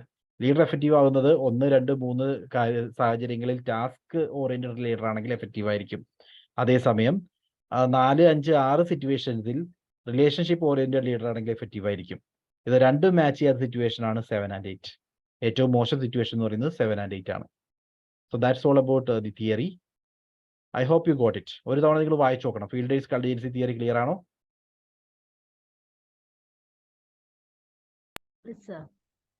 Okay. Then next one is room Etten model. Another important issue in the study of leadership is the degree of participation of subordinates in decision making process. Decision making ile subordinates എത്രമാത്രം participate ചെയ്യുന്നു, ഇതിനെ വെച്ചുകൊണ്ടാണ് room Yetton model define ചെയ്യുന്നത്. Two researchers, Victor Room and Philip Etten, developed a model of situational leadership to help managers to decide when and to what extent they should involve employees in solving a particular problem. അതായത് ഏത് സിറ്റുവേഷനിലാണ് എംപ്ലോയീസിന്റെ participation ഉപയോഗിക്കേണ്ടത്, so സബോർഡിനേറ്റ്സിനെ decision മേക്കിങ്ങിലേക്ക് കൊണ്ടുവരേണ്ട situation ഏതാണ് എന്നുള്ളതിനെ വെച്ചുകൊണ്ടാണ് ഈ theory പറയുന്നത്. അങ്ങനെ ഓർക്കുക. സോ ഡിസിഷൻ മേക്കിംഗ് പ്രോസസ്സിൽ സബോർഡിനേറ്റ്സിന്റെ പാർട്ടിസിപ്പേഷൻ ഏതൊക്കെ സാഹചര്യത്തിലാണ് വേണ്ടത് അതിനെ പറ്റിയാണ് എട്ടൻ മോഡൽ പറയുന്നത്. The Vroom Yetton model identifies 5 styles of leadership based on degree to which subordinates participate in decision making process. So അവർ സബോർഡിനേറ്റ്സിന്റെ പാർട്ടിസിപ്പേഷനെ ബേസ് ചെയ്തുകൊണ്ട് 5 ലീഡർഷിപ്പ് സ്റ്റൈൽസ് ആണ് ഐഡന്റിഫൈ ചെയ്തത്. ഒന്നാമത്തെ സ്റ്റൈൽ ഓട്ടോക്രാറ്റിക് 1, A1 എന്ന് പറയും. Managers solve the problems and make decisions themselves using information available at the time. ഇവിടെ സബോർഡിനേറ്റ്സിനെ യാതൊരു രീതിയിലും പാർട്ടിസിപ്പേറ്റ് ചെയ്യുന്നില്ല. മാനേജേഴ്സ് സ്വയം പ്രോബ്ലം സോൾവ് ചെയ്യും, അവർ തന്നെ ഡിസിഷൻ എടുക്കും, അവരുടെ മുമ്പിൽ അവൈലബിൾ ആയിട്ടുള്ള ഇൻഫർമേഷൻ വെച്ചിട്ടായിരിക്കും ഇത് രണ്ടും ചെയ്യുന്നത്. അതാണ് ഓട്ടോക്രാറ്റിക് 1. ഇനി ഓട്ടോക്രാറ്റിക് 2 ആണെങ്കിലോ, managers obtain necessary information from subordinates. സബോർഡിനേറ്റ്സിനോട് കാര്യങ്ങൾ ചോദിക്കും, കാര്യങ്ങൾ ചോദിച്ചതിന് ശേഷം ഡിസിഷൻ മാനേജ്മെന്റ് തന്നെ എടുക്കുകയാണെങ്കിൽ അത് ഓട്ടോക്രാറ്റിക് 2. ആദ്യത്തെ സ്റ്റൈലിലാണെങ്കിൽ ഒരു കാര്യവും സബോർഡിനേറ്റ്സിനോട് ചോദിക്കുന്നില്ല. പൂർണ്ണമായിട്ടും ഡിസിഷൻ എടുക്കുന്നത് മാനേജറാണ്. അതാണ് ഓട്ടോക്രാറ്റിക് 1. ഓട്ടോക്രാറ്റിക് 2 എന്ന് പറഞ്ഞാൽ പ്രശ്നങ്ങൾ എന്തൊക്കെയാണെന്ന് മനസ്സിലാക്കാനുള്ള ഇൻഫർമേഷൻ സബോർഡിനേറ്റ്സിന്റെ കയ്യിൽ നിന്ന് കളക്ട് ചെയ്യുന്നു. അതിനുശേഷം മാനേജേഴ്സ് തന്നെ സ്വന്തമായിട്ട് തീരുമാനമെടുക്കും. കൺസൾട്ടേറ്റീവ് 1 ആണെങ്കിൽ managers discuss the problem with relevant subordinates individually. അതായത് ഇതുമായി ബന്ധപ്പെട്ട ചില സബോർഡിനേറ്റ്സിനെ വിളിച്ചിട്ട് അവരോട് ഇൻഡിവിജ്വലി കാര്യങ്ങൾ ചോദിക്കും. Getting there ideas and suggestions without bringing dum together as A group. ഒരു ഗ്രൂപ്പായിട്ടുള്ള സജഷൻ ചോദിക്കലല്ല, ഇൻഡിവിജ്വലി ആളുകളെ വിളിച്ച് സജഷൻ ചോദിച്ചിട്ട് ഡിസിഷൻ എടുക്കുന്നു. So then the managers make the decision which may or may not reflect subordinates influence. സബോർഡിനേറ്റിന്റെ ഇൻഫ്ലുവൻസിനെ reflect ചെയ്യുന്നതാകാം, ചെയ്യാത്തതാകാം. അവരോട് സജഷൻ ചോദിച്ചതിന് ശേഷം മാനേജ്മെന്റ് തോന്നുന്ന ഡിസിഷൻ ആയിരിക്കും എടുക്കുന്നത്. ഓക്കെ, അതാണ് കൺസൾട്ടേറ്റീവ് 1. കൺസൾട്ടേറ്റീവ് 2 ആണെങ്കിൽ managers share the problem with subordinates as A group, collectively obtain their ideas and suggestions. Then they make the decision which may or may not reflect subordinates influence. അപ്പോൾ ഒരു ഗ്രൂപ്പായിട്ട് കാര്യങ്ങൾ discuss ചെയ്യുന്നു. ഗ്രൂപ്പായിട്ട് കാര്യങ്ങൾ discuss ചെയ്തതിന് ശേഷം അവരുടെ സജഷൻസും ഐഡിയാസും എല്ലാം സ്വീകരിക്കും. അങ്ങനെ സ്വീകരിച്ചതിന് ശേഷം അതിൽ നിന്നും തീരുമാനം എടുക്കുന്നത് മാനേജ്മെന്റ് തന്നെയായിരിക്കും. അതാണ് കൺസൾട്ടേറ്റീവ്. അവരുടെ സജഷനുമായി ബന്ധപ്പെട്ട തീരുമാനങ്ങളാകാം, അല്ലെങ്കിൽ മാനേജ്മെന്റ് തോന്നുന്ന തീരുമാനമാകാം. ഇത് ഏത് വേണമെങ്കിലും കൺസൾട്ടേറ്റീവ് 2 എടുക്കാം. ഇനി ഗ്രൂപ്പ് 2 ആണെങ്കിൽ managers share A problem with subordinates as A group. Problem എന്താണെന്നുള്ളത് സബോർഡിനേറ്റ്സിന് അറിയിക്കും. Managers and subordinates together generate and analyze alternatives and to attempt to reach a consensus on the solution. അതായത് ഇതൊരു ടീം പോലെയാണ്.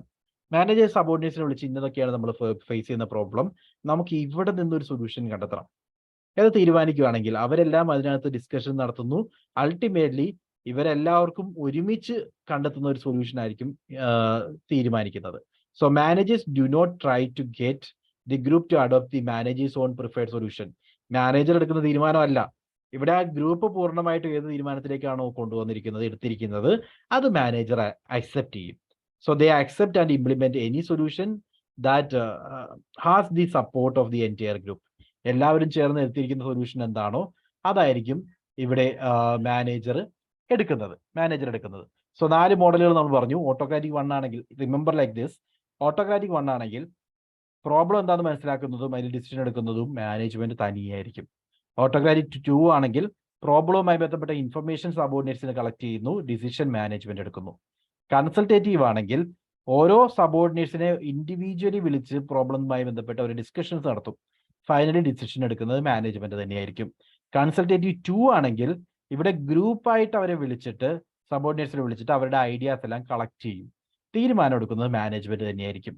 ഇനി group 2 ആണെങ്കിലോ, ഇവിടെ ഗ്രൂപ്പായിട്ട് അവരെ വിളിക്കുന്നു, ഗ്രൂപ്പിനകത്ത് അവർ ചർച്ച ചെയ്യുന്നു, മാനേജ്മെന്റും പാർട്ടിസിപ്പേറ്റ് ചെയ്യും, എന്നിട്ട് അവർ കോമൺ ആയിട്ട് എടുത്തിരിക്കുന്ന തീരുമാനം അവിടെ ഇംപ്ലിമെന്റ് ചെയ്യും. അതിനകത്ത് മാനേജർ അല്ല തീരുമാനം എടുക്കുന്ന, ആ ഗ്രൂപ്പിന്റെ ഡിസിഷൻ ആയിരിക്കും ഇംപ്ലിമെന്റ് ചെയ്യുന്നത്. So these are the 5 styles. 5 leadership styles Vroom and Yetton identify ചെയ്തത് ഇവയെല്ലാമാണ്. Autocratic 1, autocratic 2, consultative 1, consultative 2, group 2. Is it clear? 5 സ്റ്റൈലും ക്ലിയർ ആണോ? Okay. Then, so Vroom and Etten also prepared a list of 7 yes or no questions that managers can ask themselves to determine which leadership style to use for their particular problem they are facing. നിലവിലുള്ള പ്രശ്നം എന്താണെന്ന് മനസ്സിലാക്കി ആ പ്രശ്നം solve ചെയ്യാൻ വേണ്ടി ഏത് style use ചെയ്യണം, അതിനുവേണ്ടി വ്രൂം ആൻഡ് എട്ടൻ ഒരു 7 ക്വസ്റ്റ്യൻസ് ഐഡന്റിഫൈ ചെയ്തു. ലൈക്ക് ഇതാണ്: ക്വാളിറ്റി ഓഫ് ഡിസിഷൻ ഏത് രീതിയിലുള്ളതാണ്, രണ്ടാമതായിട്ട് അവൈലബിലിറ്റി ഓഫ് ഇൻഫർമേഷൻ, ഡിസിഷനുമായി ബന്ധപ്പെട്ട് ഇൻഫർമേഷൻ എത്രമാത്രം അവൈലബിൾ ആണ്, സ്ട്രക്ചർ ഓഫ് ദി ഇഷ്യൂ ഏത് സ്ട്രക്ചേർഡ് ആണോ അൺസ്ട്രക്ചേർഡ് ആണോ, then necessary of commitment of സബോർഡിനേറ്റ്സിനെ പാർട്ടിസിപ്പേറ്റ് ചെയ്യേണ്ട ആവശ്യമുണ്ടോ, പ്രോബബിലിറ്റി ഓഫ് കമ്മിറ്റ്മെന്റ് അവർ പാർട്ടിസിപ്പേറ്റ് ചെയ്യാനുള്ള ചാൻസ് ഉണ്ടോ, ദെൻ കൺഗ്രുവൻസി ഓഫ് ഒബ്ജക്റ്റീവ് എത്രമാത്രം കൺഗ്രുവന്റ് ആണ്, ദെൻ കോൺഫ്ലിക്റ്റ് എമംഗ് സബോർഡിനേറ്റ്സിന് ഇടയിൽ കോൺഫ്ലിക്റ്റ് ഉണ്ടോ. ഇത്രയും കാര്യങ്ങൾ സ്വയം ചോദിച്ചിട്ട് ഇതിൽ നിന്ന് കിട്ടുന്ന ആൻസേഴ്സിന് അനുസരിച്ചായിരിക്കണം ഏത് മോഡൽ ഫോളോ ചെയ്യണമെന്ന് തീരുമാനിക്കുന്നത്. സോ അതിനു വേണ്ടിയാണ് ഈ yes or no questions identify ചെയ്തത്. ഈ yes or no ക്വസ്റ്റ്യൻസ് വെച്ചുകൊണ്ട് നമുക്ക് ഏത് സ്റ്റൈൽ ഓഫ് ലീഡർഷിപ്പ് ആണ് ഫോളോ ചെയ്യേണ്ടതെന്ന് മനസ്സിലാക്കാൻ സാധിക്കുമെന്ന് വ്രൂം ആൻഡ് എട്ടൻ പറയുന്നു. ജസ്റ്റ് ആ കൺസെപ്റ്റ് മാത്രം ഓർത്താൽ മതി, ക്വസ്റ്റ്യൻസ് ഒന്നും പഠിക്കേണ്ട കാര്യമില്ല. Then Vroom and Etten developed a decision model by matching the decision styles to the situation according to answers given by the 7 questions. ഈ 7 ക്വസ്റ്റ്യൻസിന് കിട്ടിയ ആൻസർ എന്താണോ അതിനനുസരിച്ച്, ആ ആൻസറിനനുസരിച്ച് സിറ്റുവേഷൻ നമുക്ക് മനസ്സിലാവും. ആ സിറ്റുവേഷൻ അനുസരിച്ചായിരിക്കണം ലീഡർഷിപ്പ് സ്റ്റൈല് ഇൻട്രൊഡ്യൂസ് ചെയ്യേണ്ടത്. The managers can identify the most suitable leadership style for each type of problem they are answering these questions. So നിലവിലുള്ള പ്രോബ്ലം എന്താണെന്ന് ഈ ക്വസ്റ്റ്യൻ ആൻസർ ചെയ്യുമ്പോൾ തന്നെ മനസ്സിലാവും. ആ പ്രോബ്ലത്തിനനുസരിച്ച് ലീഡർഷിപ്പ് സ്റ്റൈൽ ആയിരിക്കണം അഡാപ്റ്റ് ചെയ്യുന്നത്. Depending on the nature of problem, more than one leadership style may be suitable. Research conducted by Vroom and other management scholars has demonstrated that decision consistent with this model have been successful. അതായത് അവർ identify ചെയ്ത ഈ model, അതായത് എങ്ങനെയാണ് നിലവിലുള്ള സിറ്റുവേഷന് 7 ക്വസ്റ്റ്യന്റെ list ഉപയോഗിച്ചുകൊണ്ട് അവർ മനസ്സിലാക്കും. ആ situation മനസ്സിലാക്കിയിട്ട് ആ സിറ്റുവേഷന് മാച്ച് ആവുന്ന ലീഡർഷിപ്പ് മോഡൽ ഏതാണോ അതായിരിക്കും അഡാപ്റ്റ് ചെയ്യുന്നത്. ഓക്കെ, സോ സിറ്റുവേഷൻ ഐഡന്റിഫൈ ചെയ്യാൻ വേണ്ടി ക്വസ്റ്റ്യൻസ് ഉപയോഗിക്കുന്നു. ആ ക്വസ്റ്റ്യൻസ് ഉപയോഗിച്ച് സിറ്റുവേഷൻ കണ്ടെത്തി സിറ്റുവേഷന് മാച്ച് ആവുന്ന ലീഡർഷിപ്പ് മോഡൽ അഡാപ്റ്റ് ചെയ്യണം എന്നാണ് Vroom Etten മോഡൽ പറയുന്നത്. ഓക്കെ, സോ ഇത്രയുമാണ് നമ്മളുടെ തിയറീസ് ഓഫ് ലീഡർഷിപ്പിനകത്ത് നമുക്ക് പറയാനുണ്ടായിരുന്നത്. തിയറീസ് ഓഫ് ലീഡർഷിപ്പ് നമ്മൾ നല്ല ഡീറ്റെയിൽ ആയിട്ടാണ് പോയത്. കഴിഞ്ഞ 2 മണിക്കൂറായിട്ട് നമ്മൾ തിയറീസ് ഓഫ് ലീഡർഷിപ്പിനെ പറ്റിയാണ് ഡിസ്കസ് ചെയ്തുകൊണ്ടിരിക്കുന്നത്. Blake and Mouton, that was the first theory, managerial grid. രണ്ടാമത്തെ theory House path goal theory. അതിനുശേഷം trait theory of leadership, then transformational theory of leadership, then transactional theory of the leadership, Iowa and Michigan studies, Ohio State studies, Likkert's management system, then Hersley-Blanchard model or life cycle theory of leadership, then Fields contingency model, Vroom Etten model. 11 തിയറികൾ നമ്മൾ discuss ചെയ്തിട്ടുണ്ട്. ഈ 11 തിയറികൾ കൃത്യമായിട്ട് പഠിക്കുക നിങ്ങൾ leadership തിയറീസുമായി ബന്ധപ്പെട്ട്. Motivation തിയറീസും ഇന്നത്തെ സെഷനിൽ discuss ചെയ്യാന്ന് വിചാരിച്ചാണ്, പക്ഷേ it will consume another 2 hours. അതുകൊണ്ട് നമുക്ക് മോട്ടിവേഷൻ തിയറി മറ്റൊരു ലെക്ചറായിട്ട് ട്യൂസ്ഡേ ഈവനിങ് ഡിസ്കസ് ചെയ്യാം. Okay, so that's it. Thank you everyone. Motivation theory നമ്മൾ മറ്റൊരു ലെക്ചർ ഡിസ്കസ് ചെയ്യുന്നുണ്ട്. ഐ ഹോപ്പ് ലീഡർഷിപ്പ് തിയറീസ് എല്ലാം ക്ലിയർ ആണെന്ന് വിശ്വസിക്കുന്നു, അല്ലേ? ക്ലിയർ ആണ് sir. Okay, Yes, sir. Thank you everyone. Bye. Thank you. Thank you, sir.